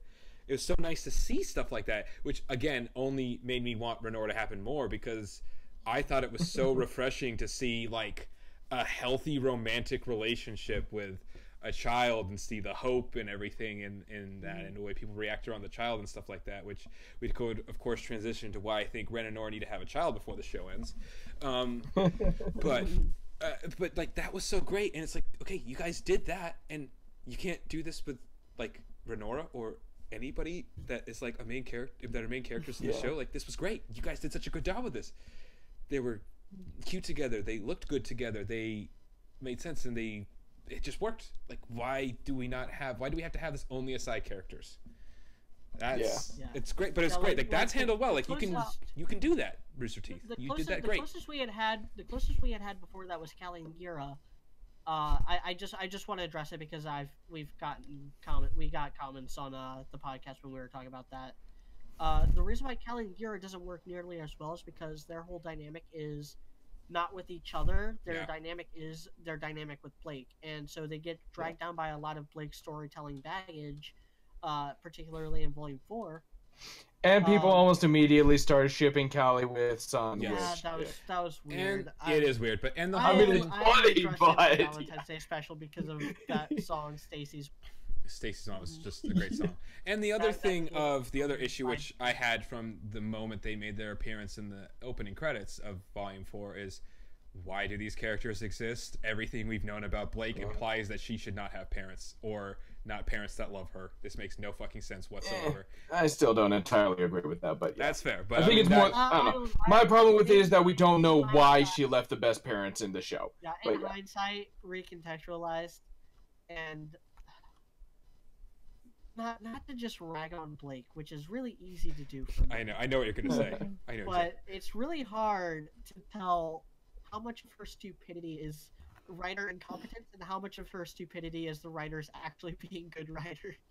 Because it's really hard to tell how much of that is intentional, how much of like her. Here's the thing, like, attitude and apparently, like I'll give Blake this, which I don't really normally give her shit, but I'll give her this.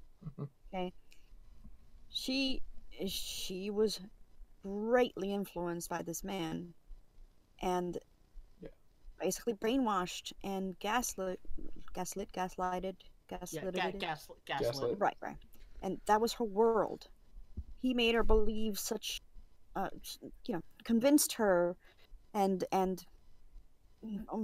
almost like Pavlovian, whatever, to a point where her own parents can just go to hell. Like, so I'll give her that because of that influence of someone you love. If you fucking love someone, and like give them your world, then that's what you'll do. And that I truly, especially as a dumb kid, being influenced by a strong, like, not sexy. I'll say that. I'll say Adam's sexy. Why the fuck not? Like, individual. You wouldn't be the first person in our friends group to. So he's not a bad looking guy. Yeah. So that's what I'll give her, like, as far as why she would leave her parents and why she was an idiot in doing that and why she would believe her parents are horrible. Meanwhile, the parents, their entire time, as we saw, they just wanted her back. But all she saw was, you're cowards and you don't know what's right. So I get that. Yeah. I've seen that over and over with my friends and shit. So it makes more sense. If that was the intent the entire time, good on them. That's why my favorite Blake scene from those two volumes from the Menagerie arc throughout volumes 4 and 5 is in arguably the worst episode of those two volumes as well, A Much Needed Talk, which was the same episode that we had the like really big exposition dump that was completely unnecessary. But the other scene in that episode is why I never put it close to the bottom of my episode ranking list. And that was the Blake and Gira scene where she like kind of breaks down, is like, how can you still love me after everything I said and did to you? And it's this thing where, and I'm not the one who, I didn't come up with this analysis on my own. I can't remember who on Twitter pointed this out, but like Adam did really fuck with her head to the point where like and not to spoil the Bumblebee video I'm going to be doing here in the next few weeks after I'm done with my Volume 6 recap, that Adam lied to her that entire time and made her think that like her parents were cowards, that they did abandon the cause, that they did basically abandon her even though she's the one who abandoned them. And she got this kind of conditional love thing stuck in her head because of her relationship with Adam, that her friendship with RWBY, in particular RWBY, to a lesser extent Yang, which the reason why to a lesser extent Yang is because Yang didn't have much of a personality until Volume 2, and then Weiss as well. Like, that was the first time that anyone had, like, forgiven her, had any kind of unconditional love for her, and it blew her fucking mind that people were capable of that people were capable of forgiving her for being a former white like, I really wish they would have doubled down on in hindsight. I really wish they would have doubled down on this a lot more at the end of Volume 1, where Blake is apologizing, like, hey, I'm not with the White Fang anymore. I know what they did to you. I know what they did to your family. I was there. I saw it, but I'm not. That's not me. And Weiss is like, stop, shut up. You're not with them anymore, right? Okay, all's forgiven. Like that had to have blown her mind. I wish they would have played that up a lot more. Maybe by having Weiss actually involved in that climax, but that's my biggest problem with Volume 1 is that Weiss and Yang were not in the final episode, really. And so, and then she screws it up even more at the end of Volume 3. Yeah. And they still forgive her. Like, RWBY, like, Yang, to a lesser extent, because she was the one that Blake hurt the most, because she's the one who needed someone like Blake the most after the events of Volume 3. Like, Weiss was, you know, she went back to her family. RWBY, she was comatose, and then she had, like, her family there for her. Yeah. No. So that they were a little more accepting of, like, yeah, we get it. You had things to take care of or whatever. And they were the first ones to welcome her into the group hug. And that, like, doesn't register with her that people are actually like that until she comes face to face with Adam again in Volume 6, and she concludes her arc with Yang, where, like, no, Team RWBY is her family, and Adam was just a liar who manipulated her and played up this persona of being this revolutionary hero. Even though I said to you, like, I don't like Blake, I don't like the decisions that she's made or whatever, I can still say I understand why she did what she did. I understand it. I don't agree with it, but I understand it. Because once again, she saw him, Adam, in Volume 3, getting into her head all over again. All of this is your fault and blah, blah, blah, blah. The power a man like that, or a person like that, I shouldn't just say man, because there's some women out there that know how to fucking manipulate. So, the power, it's going to be, like I said, Pavlov's dog. It's going to, like, click, and you're just going to go automatic, like, almost like automatic pilot. And then you're going to start questioning yourself again and again. And then that person is going to know how to manipulate the people that you've hung out with, when he's not around. So, yeah. So she was confused. Yeah. I get why she did what she did. But... And I'm still not a fan of how they characterized Adam as just pure evil and stuff like that. But I do like this, like pure evil, always evil and stuff like that. But I do like this explanation. Yeah, I mean, for what it does for Blake. I think I said it during the last podcast where I was like, I don't like the word retcon. I don't like the way retcon is used. But the thing is, I was still talking. I was still saying something, by the way. Sorry. All right. Going back to Adam about, like, being evil, like, he was never pure evil. With that character short, it was gradual. It was like he had learned. You can tell in his face, like, oh, so this is good. Cool. All right, so he learned where the power is. And he got drunk. Like, sick drunk is what I don't just see a freaking demented boyfriend after a girl. I see somebody that feeds off this weakness that he had the entire time. Like, it's he needs it so much, like, and then the more he doesn't get it, the more, like, it becomes, I don't know how to explain it. It's abusive. It becomes an addiction that he needs his fix of, and he's not getting it, and he goes crazy from not getting it. He's a bully, and he's a bully who became a bully because he was bullied. Okay, I guess okay, if you want to, sure, okay, fine. But as far as Bumblebee, okay, yeah, the part where I won't agree is that Yang told her what her fears are, what she went through, what worst things in life were, and yet Blake still did.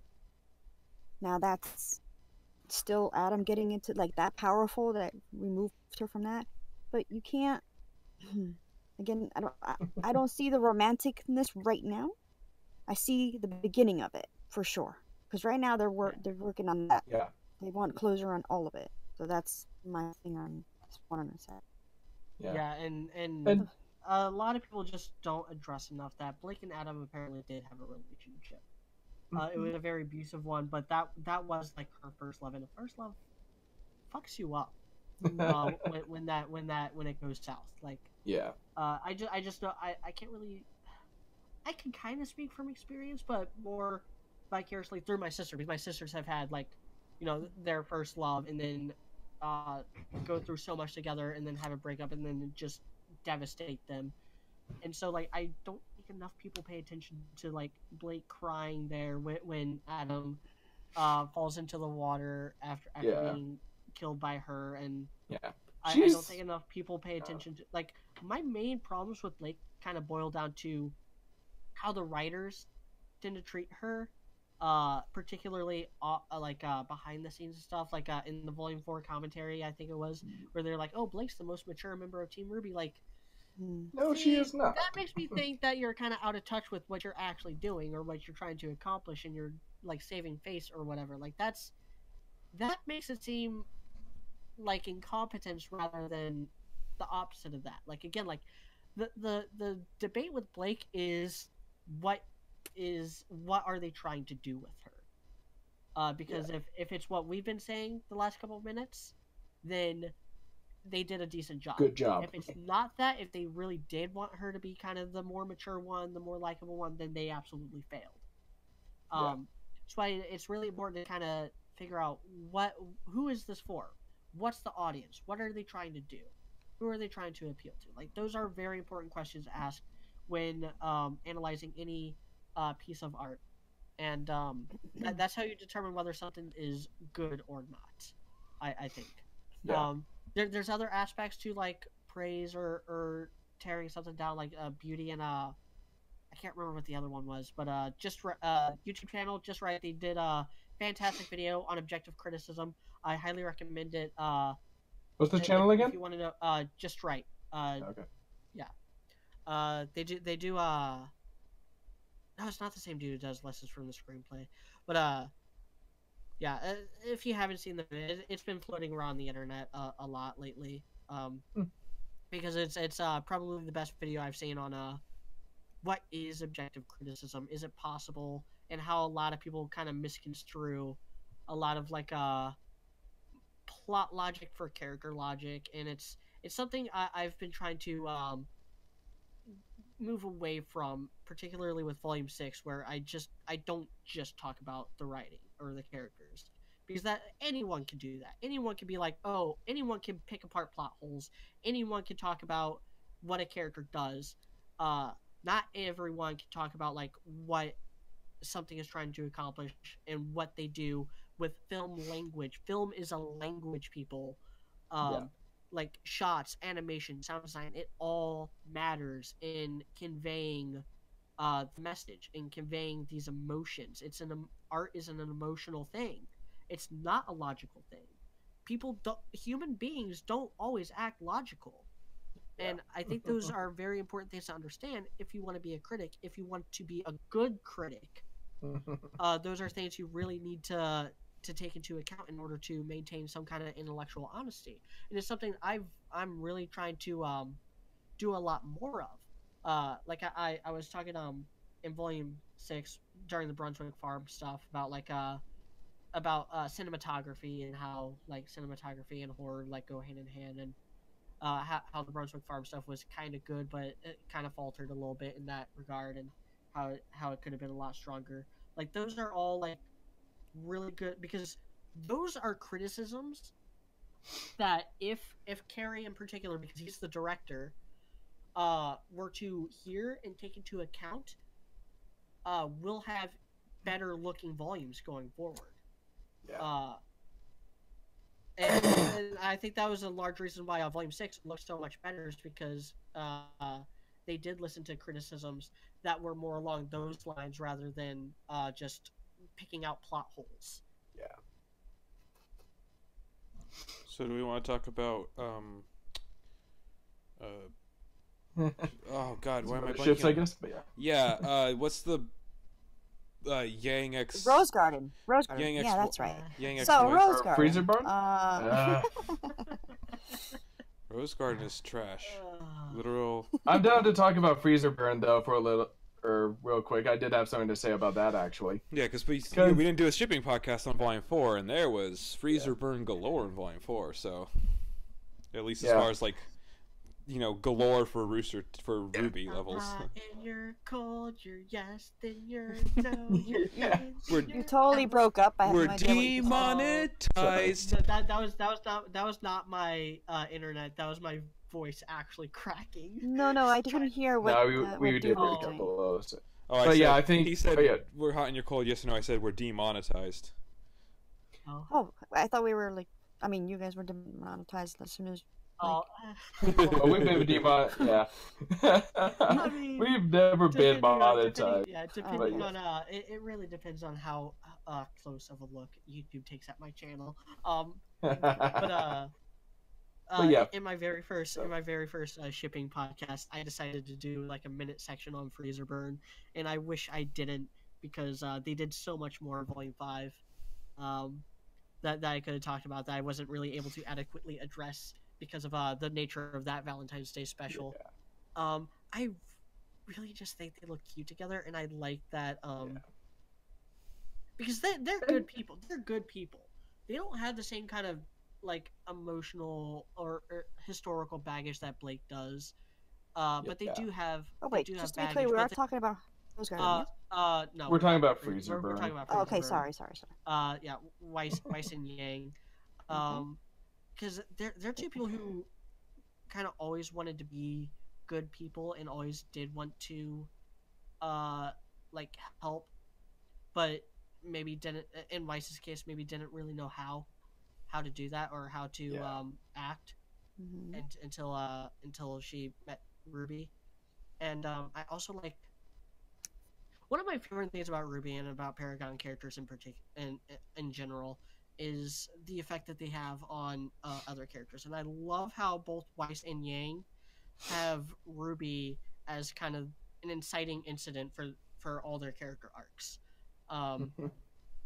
And so basically we ship them because they're RWBY's parents. Media, did you break up there? Or? No, that joke. Oh.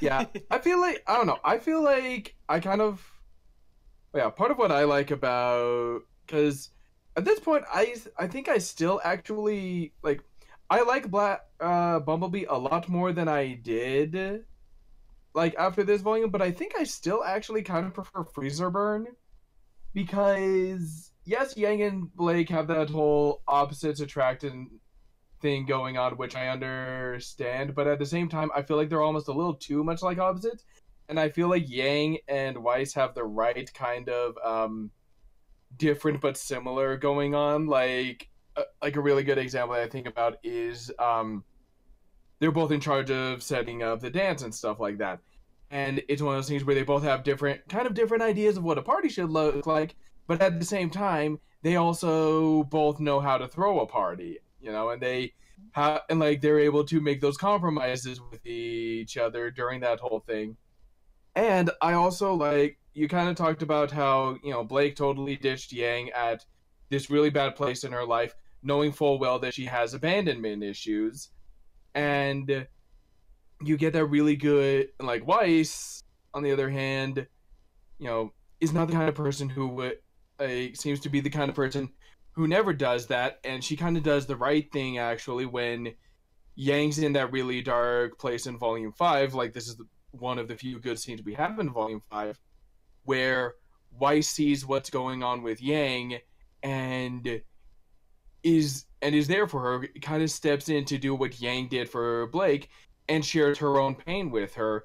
So that's, I don't know, like, to me, those things still have me kind of, I don't know, still kind of really liking Freezer burn a little bit more than Bumblebee. Like, again, I still think Bumblebee's, like, made some really good ground, and I think, Dashie, you put it really well. I think Bumblebee's like getting started, and I think that's great. But yeah, I don't know. I'm kind of gonna miss Freezer Burn, but yeah, because it doesn't look like they're going that direction. But yeah. Yeah, no, I can see that. I can totally see them being together, like in totally different, like, I guess not in that situation, in that world, I guess, because of Yeah. their personalities and what they went through in the past. Because you're right, they're not completely opposite, but they're definitely not the same.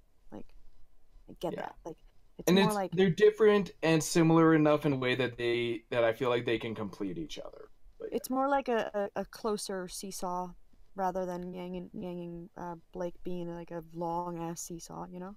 Yeah. Does that make sense? Yeah. Yeah. So, yeah.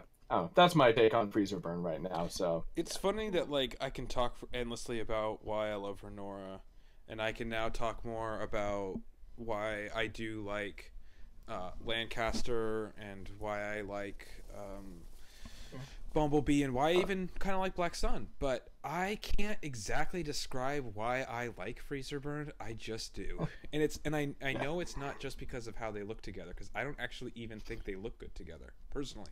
That's just me. Yeah.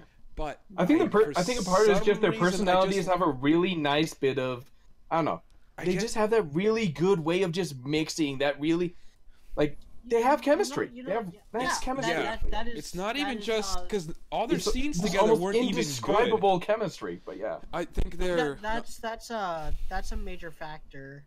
But I'll let you finish before I go on my tangent about. Yeah, go for it. I just think that I think because not even all their scenes were good, because they had those scenes with Raven which were terrible. But I guess just their interactions specifically were possibly the only bright spot of Volume 5, I would say, and I don't know I don't know if anything will ever take that away. So yeah, I mean, I like Freezer Burn still too.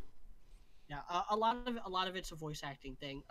So chemistry is a really important thing when you do focus on romance, particularly when it's live action, because what we mean by chemistry is that the characters have to look like they are enjoying each other's company. Like, a bad rom-com will have two leads that just you never buy that they could put up with each other. Yeah, like, that's what a bad rom-com does. Chemistry is always the platitude that any critic will put on any kind of rom-com. Like, oh, does it have good chemistry or does it have bad chemistry?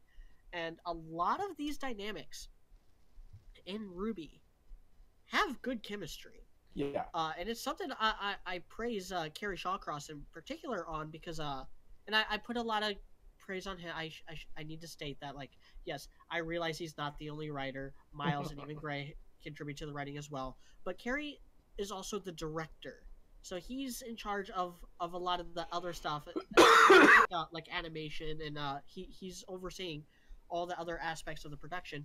And on top of that, the stuff that he writes by himself, like a lot of RWBY Chibi Season 1, Camp, like the stuff he writes without Miles' help is better than the stuff that Miles writes without his help. Absolutely. That's why Carrie. That's why I'm way more willing to praise Carrie and give him the credit, because it really does seem like he's the better of the two writers. And something in all of his projects, whether it be Chibi, Camp, RT shorts that he's written, whatever, he's really good at character interactions. And a lot of it does fall back on voice acting. A lot of the Rooster Teeth staff do have just really naturally good chemistry together, which is why, you get so many. Which is why they cast Bernie as Tai Yang, because he basically is Barbara's dad. Yeah. Because there's so many different ways you can do chemistry. That's one of the main reasons why I love Lancaster so much, is Miles and Lindsay have this really, you can tell just from their performance that Miles and Lindsay have been friends for a very long time. Like, before they ever started working at Rooster, I think they went to like the same college at the same time. Before they ever worked at, I think. I think so too. That's what I thought I heard on some like streams or something like that, or yeah. And then this is where Blake falters a lot for me, because Erin no longer actually works at Rooster Teeth. She lives in LA, and so she phones in a lot of her lines, so she doesn't get that like interaction with the actual cast. Like in panels and stuff, she does have a lot of chemistry with Barbara, but it's easier to get that chemistry to come across when you're either in the recording booth together, or if one of them's in the recording booth and the other one's like outside, like reading them the lines and going back and forth, and or if they're practicing their lines like on the soundstage or just in the office. Like I could totally like when it comes to like Freezer Burn in particular, like I could totally see Barbara and Kara just like in the Rooster Teeth break room with their scripts, reading the lines back and forth to each other. I could totally see them doing that, because stuff like that shows. If you know what you're looking for and you know what you're listening for, that stuff shows in the show. And there's a lot of interactions like that I could say that about. And Freezer Burn is one of the better ones. Yeah. Yeah, I think that's true. And so if they decided to go, we're liking Bumblebee right now, but I think if they decided to go the Freezer Burn direction, we would not complain. Yeah, exactly. I know us three wouldn't, at least. Yeah, I don't know. Does Dashie want to talk about the Rose Garden? Because it seems like she does. I just, it's not fair for like your viewers to not get, some people like Rose Garden. That's fair. Okay. Well, would Okay. you like to say your? I always get comment like, "Am I the only Rose Garden shipper here?" It's like, yes. Yes. Oh, I didn't. Okay. Basically, like, might as well just cover the big ones, So. Yeah. All right. The first, like, if obviously the main factor, or like the main yucky is Ospen. Okay. Yeah. Let's just go there. Take him out of the boy. What do you think? Yeah. I still don't like it because Oscar is still a terribly written character. He doesn't. Yeah, and it still doesn't feel like Oscar. I don't know.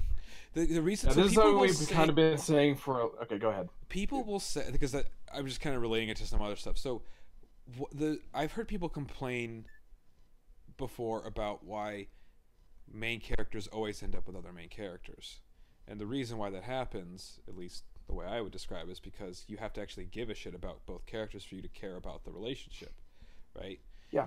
Oscar does not feel like a main character. He still feels like he's being shoehorned in there, and part of that is because twice now they've literally skipped over his two most important scenes, as media will point out more than any of us. That's the specific thing he'll talk about, is how they skipped over his inciting incident of how Ospen convinced him to leave his aunt's house, and I was not happy. And then they skipped over how after Jean almost beats the shit out of him, which Jean should have beat the shit out of him, but then they skip over how he was clearly going to run away, and then he didn't. And why didn't he? The only reason why any of these things can be salvaged is if Ozpin took control to the point that he basically mind fucked him,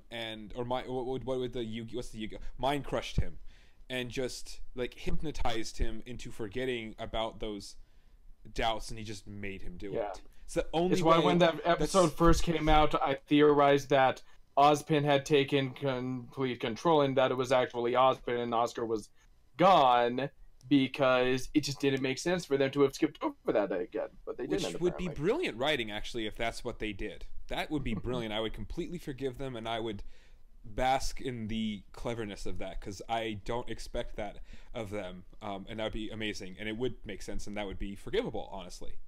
But at this point, we have to assume that that's not the case. And again, then if it is the case, then very clearly the ship is disgusting, and we can't have it if that is the case.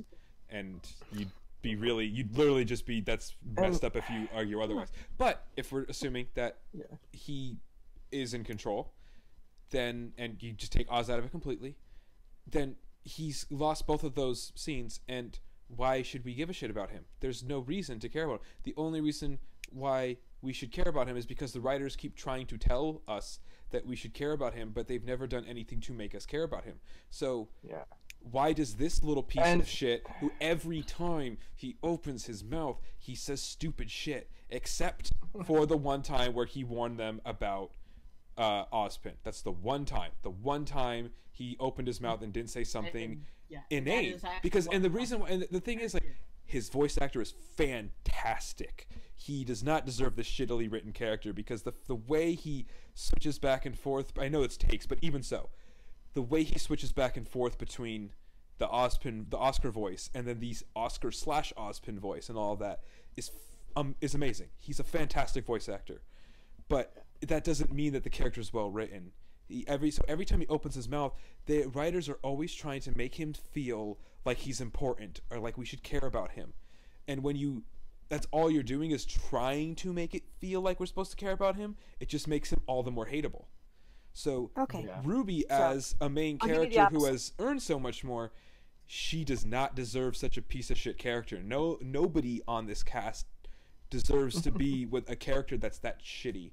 And their interactions together have been garbage too. Also, like the scene, one of the worst scenes in Volume 5 is their scene where Oscar tries to like run away, and RWBY sort of kind of convinces him not to.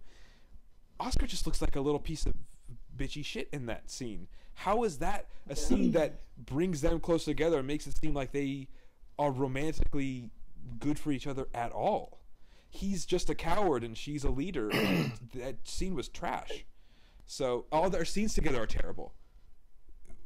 There's literally I waited. Yes, you waited. Okay, go ahead. Media, yes. I was giving you the green light.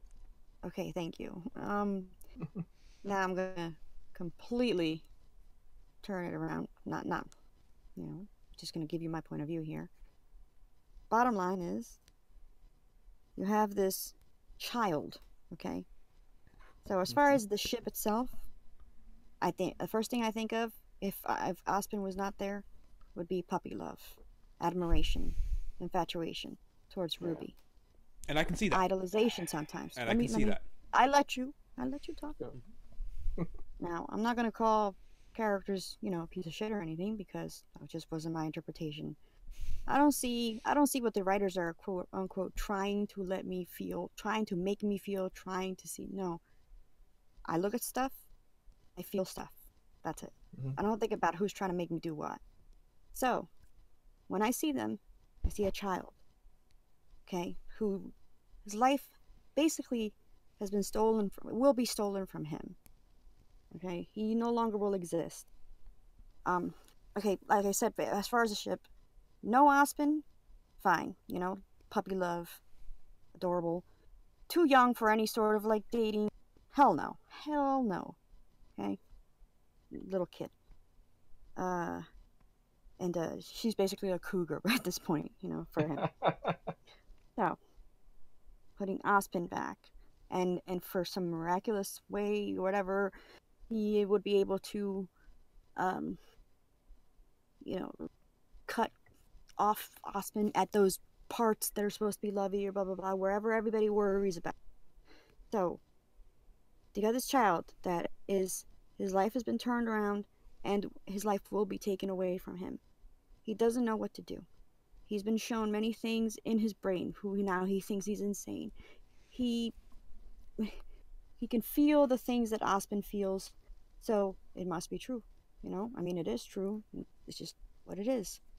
I don't know what happened if he said goodbye to his aunt or whatever. Who knows? That's the way that they wrote him. Yes, I absolutely agree that it was just terrible, because I care about Oscar because of the fact that he's a child, not because of why should we care about him, or let's care about him. It's because all I see when I see Oscar, as far as all the things that when he opens his mouth, it's all shitty things, like you say, or whatever. It's fear. He doesn't know what to do. He's just letting everybody lead, lead the way, basically. Now you're a child and you see all these hunters and huntresses and they're doing all the right thing and they're gonna save the world and you're actually part of it. And at the same time, no matter what, you're still gonna lose your life. And you're trying to talk to like your idol. You're gonna say some shitty shit. You're gonna stumble over your words. You're a child. That's all I see when I hear Rose Garden, is a puppy love child. Like, yeah, like. I mean, part of it is because you're absolutely right. It really does boil down to just the fumbles that they've made with Oscar's characterization, and like even with the whole Osmond thing, I've seen stories make that stuff work. There's a book called Tuck Everlasting, which is a really good book that I read. I think I was in middle school when I read it. Yeah. Which is about this family of immortals, that kind of just drift around, changing their names every couple decades to keep their secret. And one of them falls in love with this teenage girl who's like the same age that he is physically. But even that's different because like mentally he is still that age. Like he's lived for hundreds of years, but because he's been stuck in that teenage, like his brain hasn't changed at all, so he's still like he's forever 17 or however old he was in that book. And on top of that, like he doesn't ever know this girl as someone younger than what he was, which is something that Osmond has going against him because he was a full-fledged adult when this cycle reincarnation came around. He's always Osmond is always an adult, even when he's in a child's body. And part of me wishes that they would do something more with Oscar. Part of me dreads it just because what they have done hasn't been very well done, and so it's part of me is just like it's better if they just like keep him sidelined or whatever.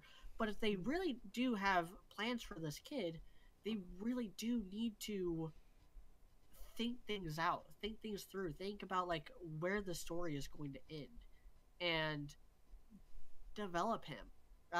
Zero in on those fears. Have him fucking break down crying about like missing his aunt and his home and just that he doesn't know what to do anymore. Right. Mm-hmm. Exactly. And have him break down. And then if they really want to do Roseguard, have him go back and slaughter the Tuscan Raiders that kill his mom in the middle of the forest. But not just the men, but the women and the children too. I hate them. But what did it for me as far as Oscar is like I never thought I would like stick up for Oscar like this is one line that they said. Yeah, I don't like to say hate some of it. I just greatly dislike the fact that they gypped them out of a good opportunity to be like, I'm scared and I don't know what to do. I should just go shopping. You know? Even to say those fucking words. I don't know. Obviously not like that. But the fact that he said the words, I don't know. She disappeared. I don't know. I hate this. Yeah, she'll DC and come back when she. Yep. Yeah, I figured. Yeah, she DC'd. Okay. Yep. I think I know what she's gonna say. Where was I? Okay. Where was I? What he was about to say. What he said. Yeah, we didn't get the quote. Okay, yeah, the quote. You know, like the one line what he said, and friggin' Aaron, with his acting, the way he said it was like, I just don't know how much longer I have to be me or whatever. You know, okay, he's dying. He's dying. Yeah. Why? The fact that the show did fucking recognize that or said it out loud that the kid is no longer going to be him. He's going to be dead. You know, basically dying. That was not enough for what they did, for what they gypped them, but it made me care like a lot more for this child who is like doing this, and yet he's still trying to choose the right thing, which is, you know, trying to save the world or whatever, you know. Well, that was a theme in that episode. Because Jean approached like the same conclusion, obviously from a completely different angle because completely different stake in the game. Sorry, got a piece of pizza stuck in my throat. Oh, You're right. Thought you bit your cheek or something. No, a pizza crust, and with the whole Pura statue thing, where he realizes that like you know, in the prior episode he realized that like there is no beating Salem. Like even if they stop this plan of hers, even if they postpone the inevitable, Salem's still going to be alive. She's going to come back eventually, and they'll be right back where they started. Mm-hmm. And so that I think that is, I'm still not on board with the only way to stop Salem is to kill her. But I can definitely see where the characters are coming from when they think, oh, there's no hope because she can't be killed. Because who knows how many times Osmond has stopped her? Like Osmond hasn't really said like how many times he's. It makes me think about or anything. And then he sees Pura statue and talks with the mysterious red-haired woman, and kind of comes to realization that Pura, you know, that Pura knew that she was fighting a losing battle. That her only hope was for reinforcements to arrive before she died, and those reinforcements did not come in time. But she still put her life out there, just on the off chance that some good comes from it. And Jean, Nora, and Ren, they all owe it to her to do the same, to be just as brave. Yeah. Okay, so I have a question though. So, Dashie, I understand your points about Oscar. You're very good at making your points because you're making me hate him slightly less, which is impressive because that's hard to do. So, kudos to you for that. My question is that I'm genuinely not trying to be a dick here, but I don't know how to say it without maybe sounding like one. Go ahead. Be that dick that you know you can be. Go for it. So what does that mean in terms of Rose Garden? I guess it's kind of the... Well, I gave you two options as far as Rose Garden. Yeah, like puppy love and stuff like that. So, I mean, do you see it as a truly viable ship, or do you just see it as like something that he feels that doesn't actually take off, but it's at least fair to have him express it or show it in some way? Is that what you mean? Or do you... Oh, I think you need to make your own mistakes, and I think he needs to express it somehow, especially if he's dying. That's fair. Okay, but what would you given how the show actually is? Like, right? He tells her how she feels and she doesn't reciprocate? How would you want it to go down then, given how the show actually is? Not like taking Osmond out of the picture, anything like that. How would you feel that would be... I personally don't see anything, like, as far as reciprocate. Like, I can absolutely see him falling in love with her. I can too. But mostly because of, like I said, infatuation and like idealization, making her like an idol, basically, like looking up to her, role model, like that kind of feeling. And because he doesn't know love, because he doesn't, know what to feel about anything really, all he knows is that it makes him feel good, and that's where I see like that puppy love, that I like this feeling that's attached to this. I think this is love, So yeah. I don't know if that's... No, that's fair. No, that's very fair. And I can totally agree that it does make sense for him to have feelings for her. I don't begrudge him that. But my issue is more adorable. The idea that people actually think they should be together. Because... okay, right. That's where I really have an issue. Let's say, like, okay, if Osmond was not in the picture, if he wasn't dying, all this stuff, okay? I can see Oscar falling in love with her first, and then as they grow up, as they're friends, and as, either he's meticulous, not meticulous, whatever that's called, continues to just remind her that, I love you, or whatever, just even like as probably like later on, maybe like when he's finally like 17 or 18 or something, and she'll consider a little bit. And then it just depends on, like, I think not being there no matter what. I think he needs to, like, live if it's separate. Not now. No, hell no, not now. See, the thing is, I could have seen that possibly happening, but the issue with that to me is for that type of relationship to work, in my opinion, one of the best versions I've seen of that is Aang and Katara, where, first of all, the writers were way better than what we have here. No offense. Like, I don't think I could ever write as well as they did, at least in that show. Okay, like that show was unbelievably good. Avatar: The Last Airbender. Sure. So I'm not. It's not a slam at Miles and Carey. It's most shows with bigger budgets and quote unquote better writers than RWBY don't write as well as that show was written. Okay, so it's more complimenting them. That was handled brilliantly because it's puppy love from Aang first, but they actually give it quite a lot of focus. Not necessarily as they do actually give it a shitload of focus in that show throughout the entire time, and you see how it grows constantly. Right, and you see how it changes constantly, and you see how Katara's feelings change, and they hint at it so much, and you see how well they work as a team, how much they love each other as friends, and you see like all these great hints, like where they do the wow, I see that you'll marry a powerful bender, and then Sokka in the same episode goes, wow, Aang's a powerful bender, and like it seems lame, but the way they handle like it makes sense, and they just keep doing more and more. They kiss at they do the thing where they have that awkward kiss in the cave.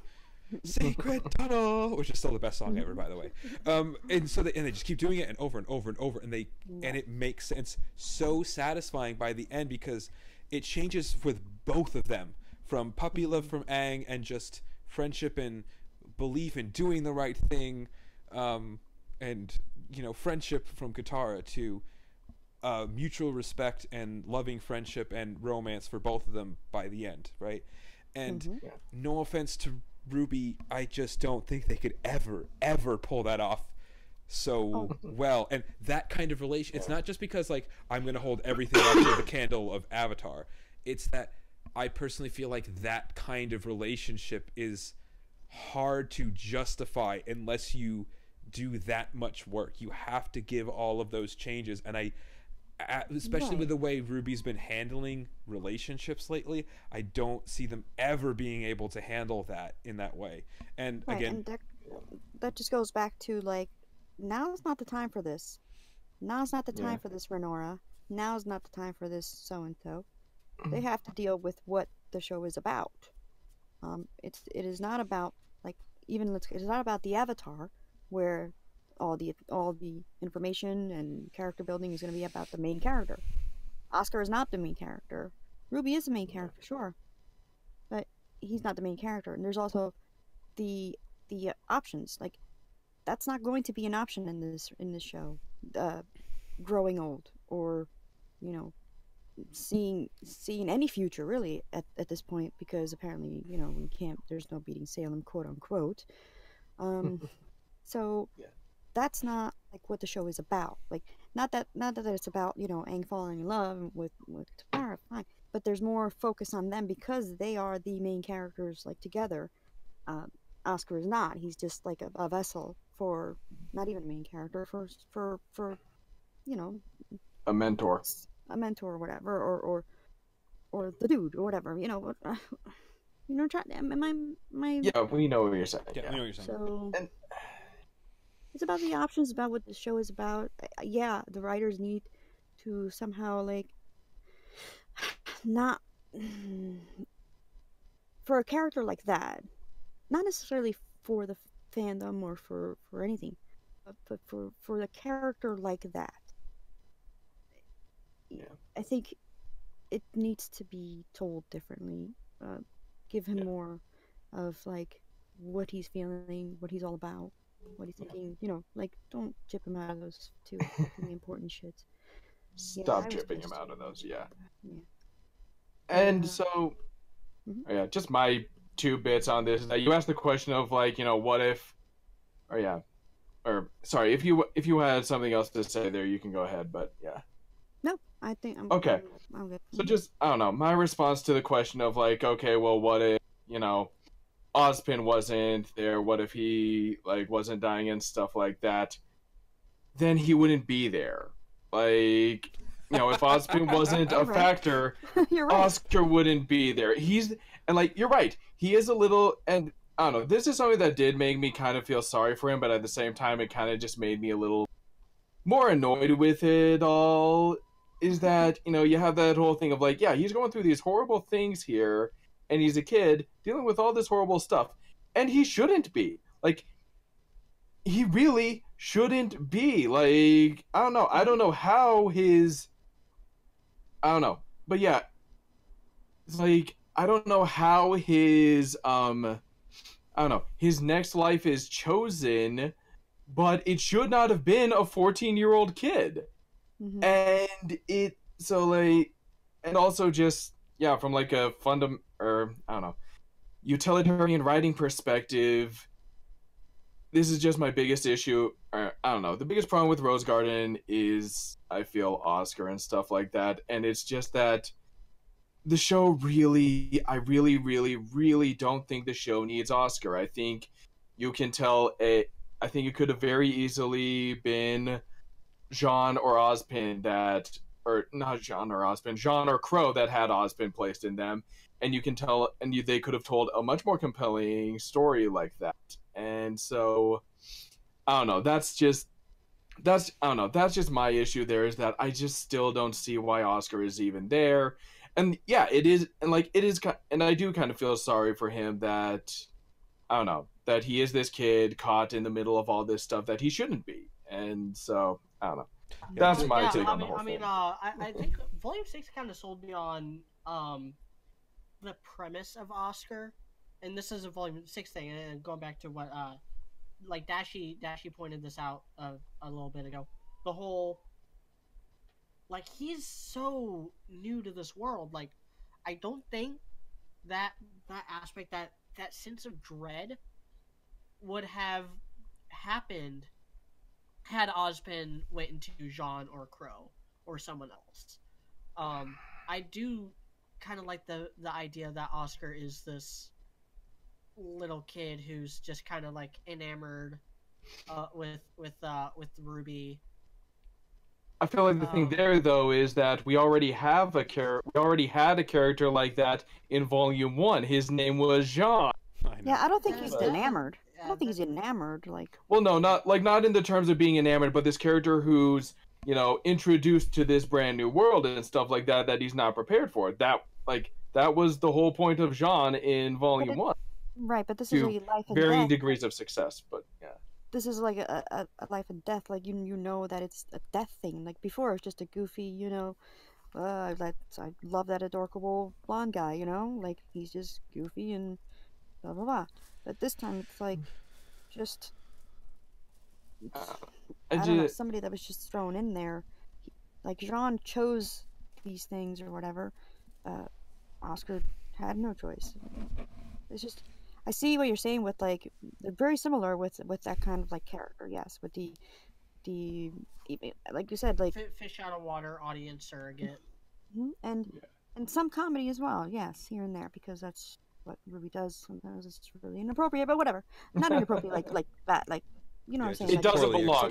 Yeah, there you go. Yeah, poorly executed, very much. Yes, the entire. Again, you want to balance comedy with storytelling and action and deep characters.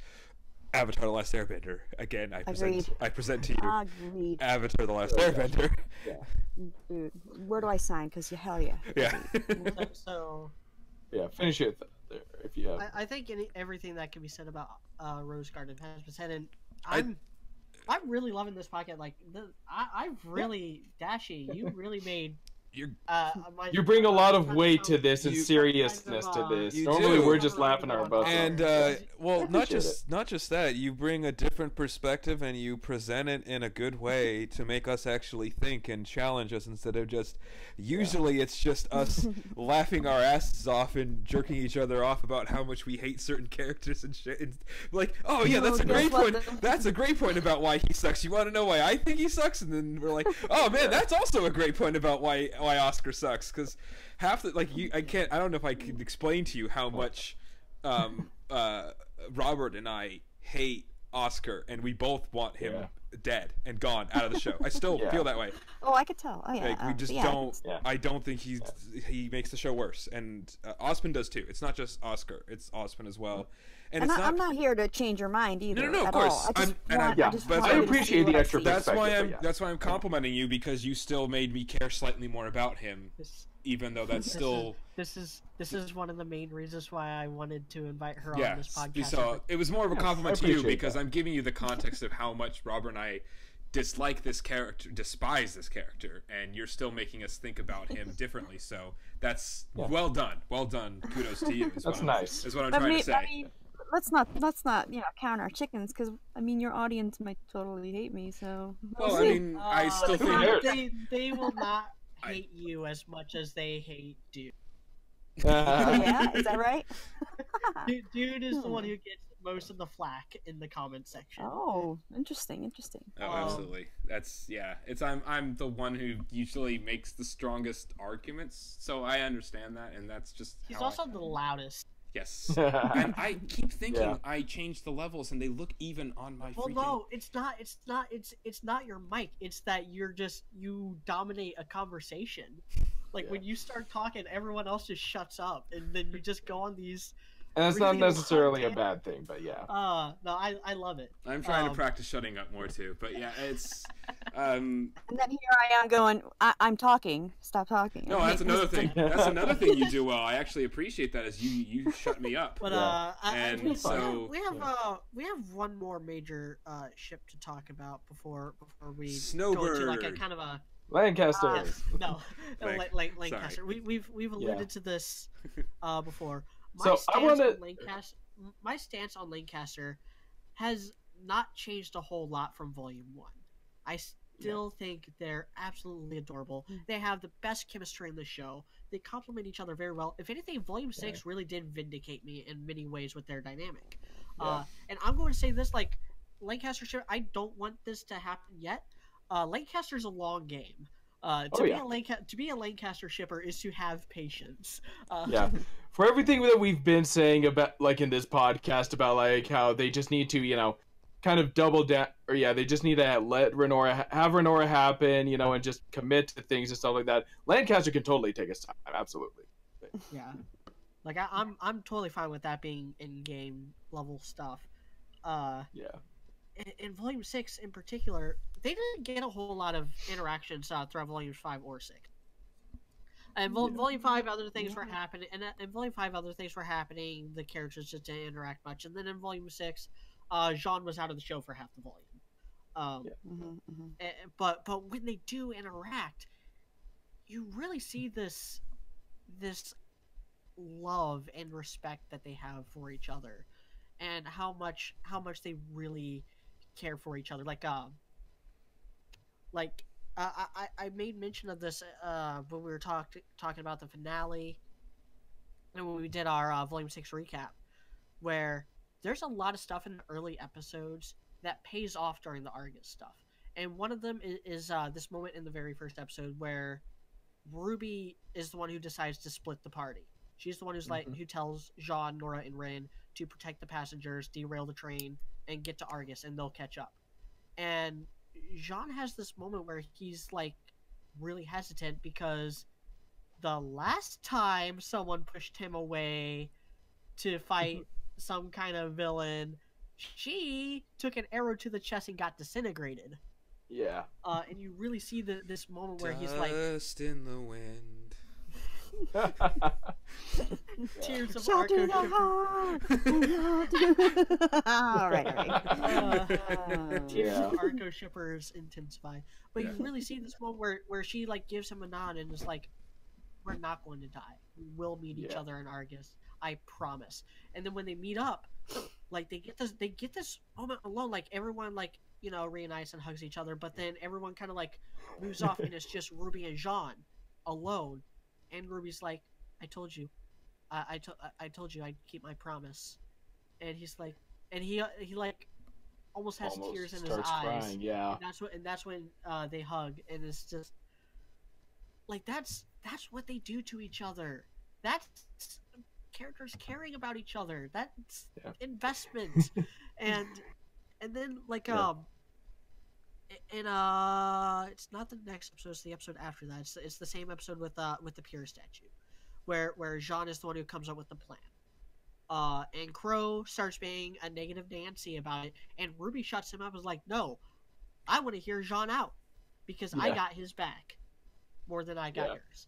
And she really rallies the troops around Jean's plan. As I also beg to differ, not beg to differ, I beg to interrupt, I guess, to add a factor, and then I'll leave.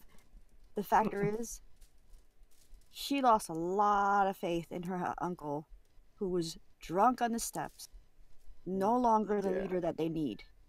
And now, he is no longer, like, in her eyes anyway, which is bullshit, whatever, quote unquote, like, able to make these decisions anymore because he's way too affected, and he's, you know, looking for substance to, like, you know, cope.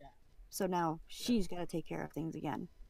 Just like what I said in the reaction for that, like, it's like he came in volume 3 and she, like, stepped back as a leadership and all that shit, and then you know, came back on when he is not able, like, it's my turn now or whatever.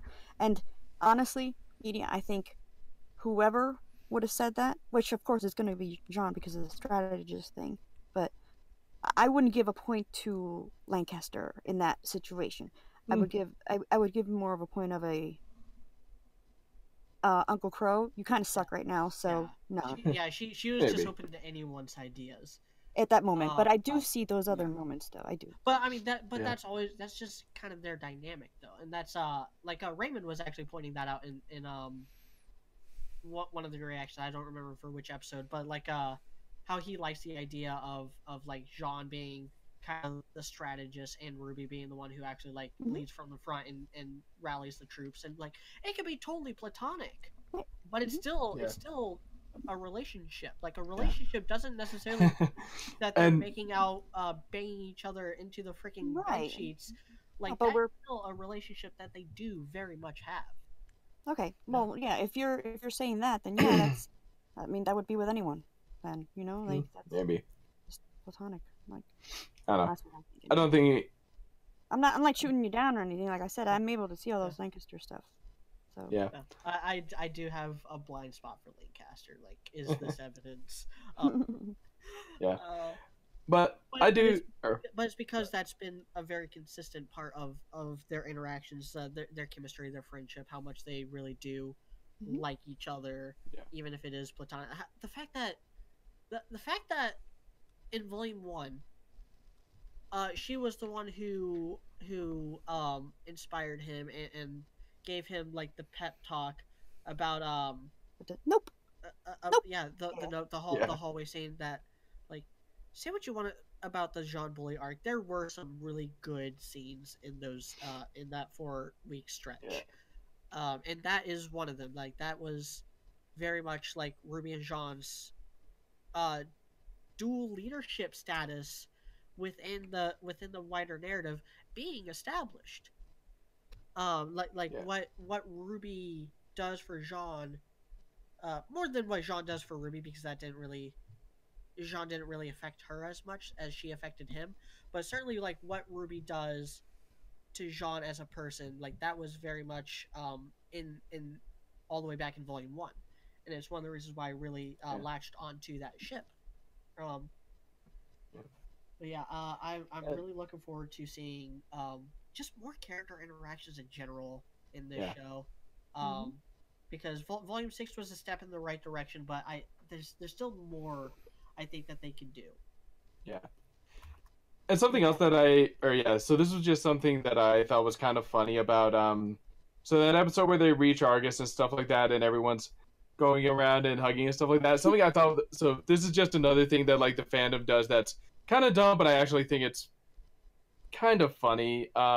This is more just amusing to me than, I don't know, like something that pisses me off or anything like that. But it's just that when you have that episode where, you know, everyone's, you know, Team Ray or Team Junior and Team Ruby are seeing each other again and stuff like that, and like Yang and Ren hug and like a side hug. And like the fandom tried so hard to basically lose all those Lancaster moments in the shuffle, basically, where they're all like, "Oh, look at all these shipping moments," you know.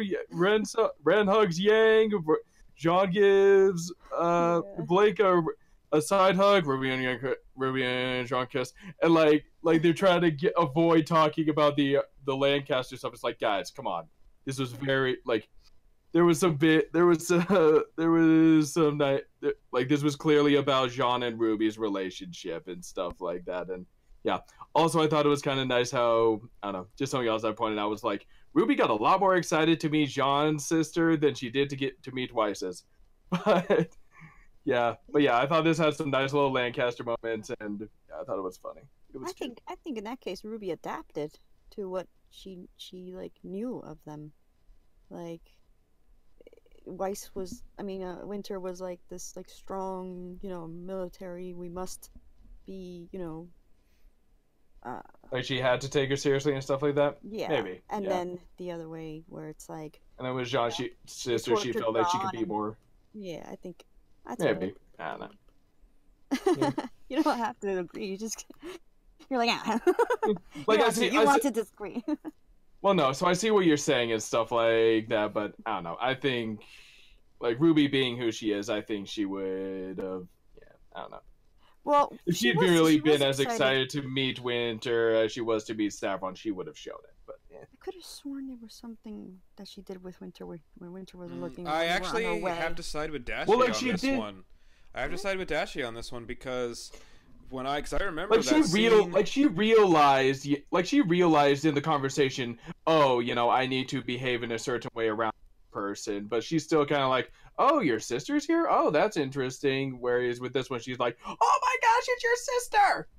But like I think she caught on in her conversation with like, oh, I need to behave in a certain way. She was also forewarned that her sister was on her way. Yes, so Weiss's sister was on her way, so she had that, I guess, time to be like, okay, this is what I gotta do, instead of, hey, I know. Yeah, because Yeah, exactly. That's kind of the way I look at it, is like, I think RWBY was kind of reflecting the fandom, and not in a bad way, in both of those cases, because we as the viewers and RWBY as the character knew that Weiss was going to be there, so it wasn't as big of a not really. She was following after and asking like, oh, who is that? What's going on? And then like, yeah, I don't think she did know it was her sister. She just knew, oh, Weiss is excited about something. But she said, my sister. Who is that? My sister. Like, is she? Well, yeah, but then she responds. Well, like she calls out, and then Ruby's like, oh, your sister. I think that's how it went. We gotta go back. Yeah, it's been a while. I just think like the way it reacted was like we all knew that was coming, and RWBY didn't. Well, you also gotta factor in the fact, and this is me kind of siding with Dashie on this, but okay, baby. You don't have. And yes, baby. That's also true. Yes, adorable baby. Yes, hard to beat that. All right.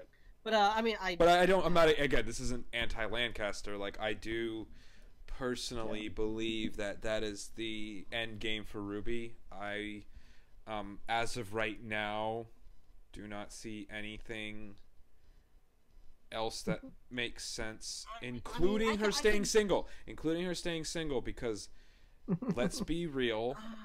I'm not saying in the show. If they do an epilogue, she's got silver eyes. I don't want to sound. How many silver-eyed warriors are left?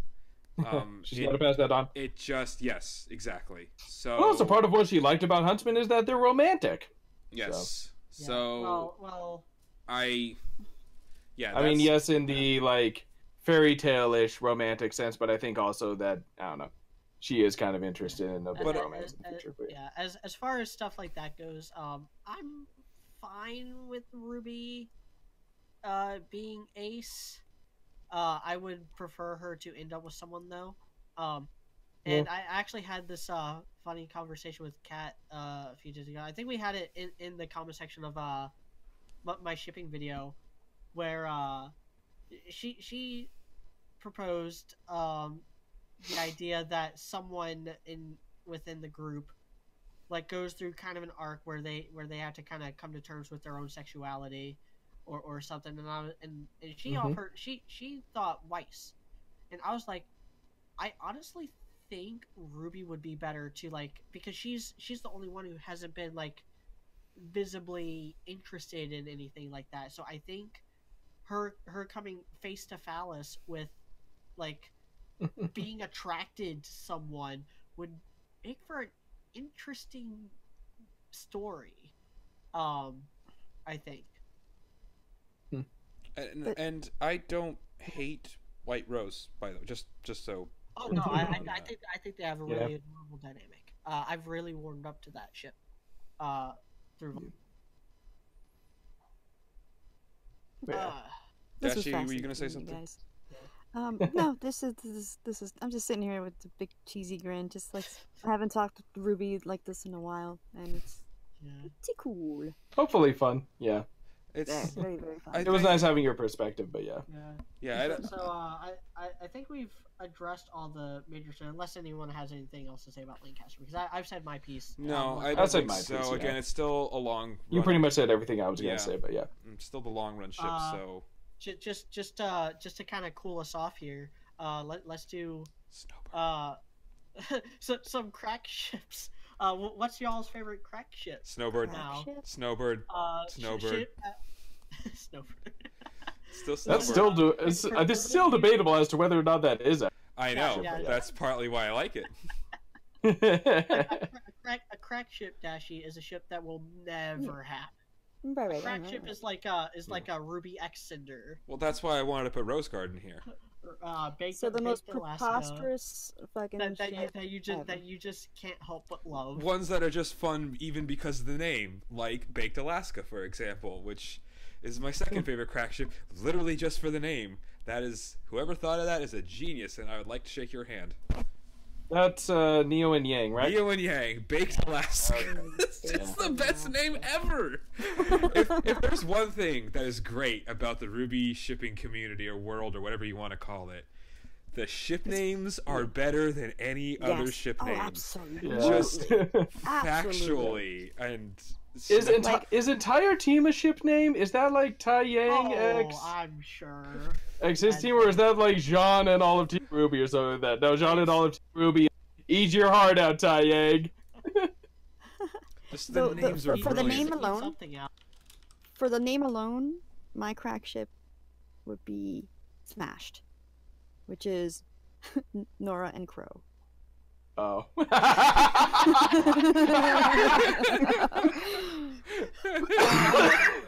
I can understand that. You guys never heard that before? No, I haven't. I have not, no, but that is funny. And for the fucking absurdity of it all, and for, I guess also the name, Rum Raisin. Which is Rum Raisin? Okay, let's because we're on the subject of ship names, do we mind if I go through a list of the ship names just to talk about how great some of these names are? Go for it. That's fucking fabulous. But I gotta tell you what Rum Raisin is, though. Okay, do you know what Rum Raisin is? I do not actually. No. Crow and Maria. That is amazing. That is, again. I just did like a combination of laughing, groan as I tried to, as I just imagined that. Another name for that could be Old Fashioned, but they're both so good though. I think Rum Raisin is even funnier. I think Rum Raisin is even funnier. That is so great. There you go. All right, so let's go through the names that I'm gonna just call it hero worship. Nice. And anyway, go ahead. Arcos, which we know, Black Sun, which is a great name, which we forget that has a great name, is, Blake and Sun. Combat Boots, Yang and Mercury. Combat Goggles, Neptune and Yang. Crimson Lotus, which is Ruby and Ren. Fire Robber, Roman and Cinder. Funky Beats, Neon and Flint. This is a good one. Gelato, Neo and Roman. Iceberg, which is, of course... What was that, Gelato is Neo and Roman. I don't know if that is the official name, but that's the one I'm getting here. Because I used to just hear Neo X Roman. I don't hear a ton of names for that one. I mean, it makes sense because you know, gelato is ice cream in Italian, and Italian is in Rome. Yep, exactly. And Rome. And Neapolitan is I know that's an Italian thing too. So, Iceberg, which of course we know is Weiss and Neptune, which again, she's ice and he's water. I mean, that freaking makes sense. It's genius. And I also love that icebergs are they crash and burn. They take down ships, sinking ships. Exactly. Lancaster, even Lancaster, that's a clever fucking name. Like, we forget again, even the most obvious ships sometimes. Poisonous Rose. This is a great one. Red Bull, which is Ruby and Adam. That's a fucking great name. The funny thing is the current of the main characters most close to canon ship is the one with the worst name, which is Renora, which is literally just their names put together. Which is, I don't know why nobody ever just called it Boop, but whatever. Red Sea, which is Ruby and Neptune. Romeo, which is Roman and... Oh, that's another Roman and Neo. That's weird. Rose Garden, which we know. Which, again, it's a clever name. I don't like the ship, obviously, but I like the name. Let's see. Some of these are only okay. White Knight, which is great. Or Jean and Weiss. That's a hilarious name, because we know what White Knight's connotation is, too. Let's see. Sea Monkeys, which we know is just also freaking hilarious. I love that one. That's a great name. Sea Monkeys. Hey, if Chibi was canon, that ship would be canon AF. We've had that. Robert and I don't know if you know this, Kitty, but especially Robert and I, back when we used to do Chibi casts, we were kind of predicted that. We kind of felt like that even though Chibi wasn't canon, Robert, you can correct me if I'm wrong here, but they we kind of felt that there was some hints of canonicity in Chibi, and we were so certain that Neptune was gay because of how he acted in Chibi. Yeah, how he was like. I don't think I know I drank that cola really hard. Yeah. That was I still believe that. I still have that sneaking suspicion. The best thing is when we were making jokes about that with Kitty, and she drew the fucking Chibi Neptune with a Neptune version of the "Does Bruno Mars is gay" meme. Oh, that's right. And of course, I wish I had that on hand. So then, of course, we have folder I put it in. We have Baked Alaska, which is still one of my favorite ones. Crosshairs, Coco, and Velvet. I know that team is not fun, but that's a great name. Freezer Burn, which we talked about, it's a hilarious name. I don't know. Fucking clever. It's so many clever names. Strawberry Shortcake, Ruby and Neo. Yeah, that's adorable. Target Practice, which is Penny and Pyrrha. That's terrible. That's terrible. That is hilarious. That is terrible, but it's brilliant. It's brilliant, yeah. Nuts and Dolts, which is Ruby and Penny, which again is it's adorable and brilliant. Monochrome, which is Blake and Weiss. Again, it makes sense and it's clever. White Rose, again, it makes sense. It's a real thing too. One of my all-time favorites is Sugar Rush. I wonder why they changed it from White Rose, from Ice Flower to White Rose. Remember Ice Flower? Yeah. Okay. So the thing is, White Rose was always kind of the more popular name. Yeah. For the ship. I mean, but for the purposes of the team attacks, Ice Flower, made it a little more distinctive from just getting Ruby's name mixed up. I'm not quite sure why they did it, why they chose Ice Flower for the team attack, but I do know it has more to do with how it flowed in the script than it did with it actually being the ship name. Yeah. So, and we have Sugar Rush, which is Ruby and Nora, which I just find that's hilarious. And I love that not only because I really love both of those characters, and especially Nora, but I love Wreck-It Ralph and the Sugar Rush stupid theme song. It's hilarious. So that always makes me think of that. This is another. Even the incest ones have some funny names, which of course. Oh, those are hilarious. Crow and Raven is Birds of a Feather. Yeah. And my favorite, Weiss and Winter is Ice Age. Oh my god! Just the names are are brilliant. Like, like if there's nothing else you can say about the RWBY community, the RWBY world, the RWBY shipping, the is names there anything for the even ships, close? No, nothing, right? Nothing even is even. When there's literally one, there's what, 2 ships where it's the names together, 2 I think. That's it. Yeah, Arcos and Renora. Yeah, that's it. And they were that is good, which is hilarious because they're the 2 most canon of the ships. Really, at the end of the day, which is, I just find that funny. Yeah. But so yeah, the names are great. Are you sure those are the only ones? Huh? What if? There's some other ones. I skipped over some of the less interesting ones, or ones I wasn't sure. There's like thousands by now. Yeah. Yeah, I like Electric Heart, which is Nora X. That's X who? Oh. Nice. Cause like, hey, Nora's like the power source, and Penny's the machine, and yeah. I just love I like Snowbird. That's my crack ship simply because I love the way they interacted together, even though they hate each other. That's what's funny to me. I would be totally fine with it happening if they address the age difference. Yes, they would have to do that. I absolutely agree with that. If Crow's just like, you realize I'm like 20 years, you realize I've got a few years on you, right? Yeah, absolutely. Okay, let's do this. Because, and I think part of the reason why it seems less weird is simply because Crow doesn't look as old as he is based on the way the animation is. It just, he doesn't look that old. He really doesn't. The first time I saw Tai Yang, I was like, who's this little, not little boy, but I thought he was just like, in RWBY's age. Yeah, just a dude. I was like, what? How long was RWBY asleep? How long was RWBY asleep for? Jean's grown. No. Nobody below the age of 40 wears dad shorts like that. Oh, God.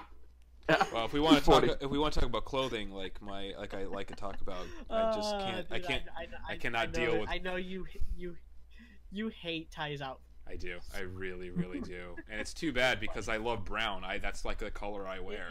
It's funny because I've told Dude this before, but Dashie, I know someone who dresses exactly like Ty. Yeah, I think we all do. Really, like I know someone like that. Yeah. He's a dork. Oh, yeah. I'll say that, but I know. Yeah. I mean, at least Ty plays into the whole thing that like he is actually a dorky dad. Like he would, especially in Chibi anyway. But yeah, he's still a dorky dad, kind of in the actual show too. I feel like he is a bit of a dork. Yeah. I don't dislike Ty as a character. I just can't stand his outfit, especially compared to like characters like Crow and stuff like that. So, or Ozpin actually. Ozpin's outfit was like swag af. So. Nice. But more evidence that you have to be above the age of 40 to dress like that. The flashback little image that we got, he's actually wearing like full on jeans. Nice. So he didn't start wearing the dad shorts until after that. Until he turned 40. Yeah, exactly. Nice. They are a recent development. Yeah, unfortunately for me. I love it. And my eyes. I love it so much. By the way, I do understand the creative choice of that. I don't begrudge them that. It's like a joke with myself almost about it. So yeah. No problem. But fellas, I do have to go. Yeah. I think we're good. Thank you very much for coming, Dashie. It was a lot of fun. Yeah. If you like this video and you want to see more, like, comment, and subscribe to my YouTube channel. Consider supporting me on Patreon. Read my fan fictions. And join the Discord. I'll try to remember to actually put a link. I'm gonna actually have to just remember how to do the auto description. Yeah. Because I used to know how to do that, and then I think they changed how to do that with the Studio Beta, and now I don't know how to do it, and so the auto description has been the same as it's been for the last 2 years, and I just don't remember how to change it. And then that's all I have to plug in. Dashie, you have anything to plug before you have to leave? Just the old Frostbite videos, Fat Man Falling, and Celtic Phoenix Productions. And for the reactions for Volume 6. Well, for RWBY reactions, and then I guess my Twitter. Actually, I was not prepared for this because I don't know if I have an underscore or not. Well, if you see Fat Man or or Raymond. I'm there somewhere. That's it. And don't hate me. Don't hate me, okay? Because, like, you know. No, absolutely do not hate her, because it was awesome having her. I was probably different than what you guys are. Which was great, used though. To. I think that's okay. It was a nice change of pace. Yeah, I think it added a lot. So, thank you. Cool. Thank you for having me, guys. That's awesome. Yep. This was amazing. Yep. It was a nice time having you too. So, Dude and Robert, nothing. Just check out my fan fictions. RWBY 2020 and Fairy Tale 20. And yeah, I'll keep doing that. All right. Adios, guys. Good night. It's late now, so yeah. Good night, everybody. I guess. Good morning for me. Yeah.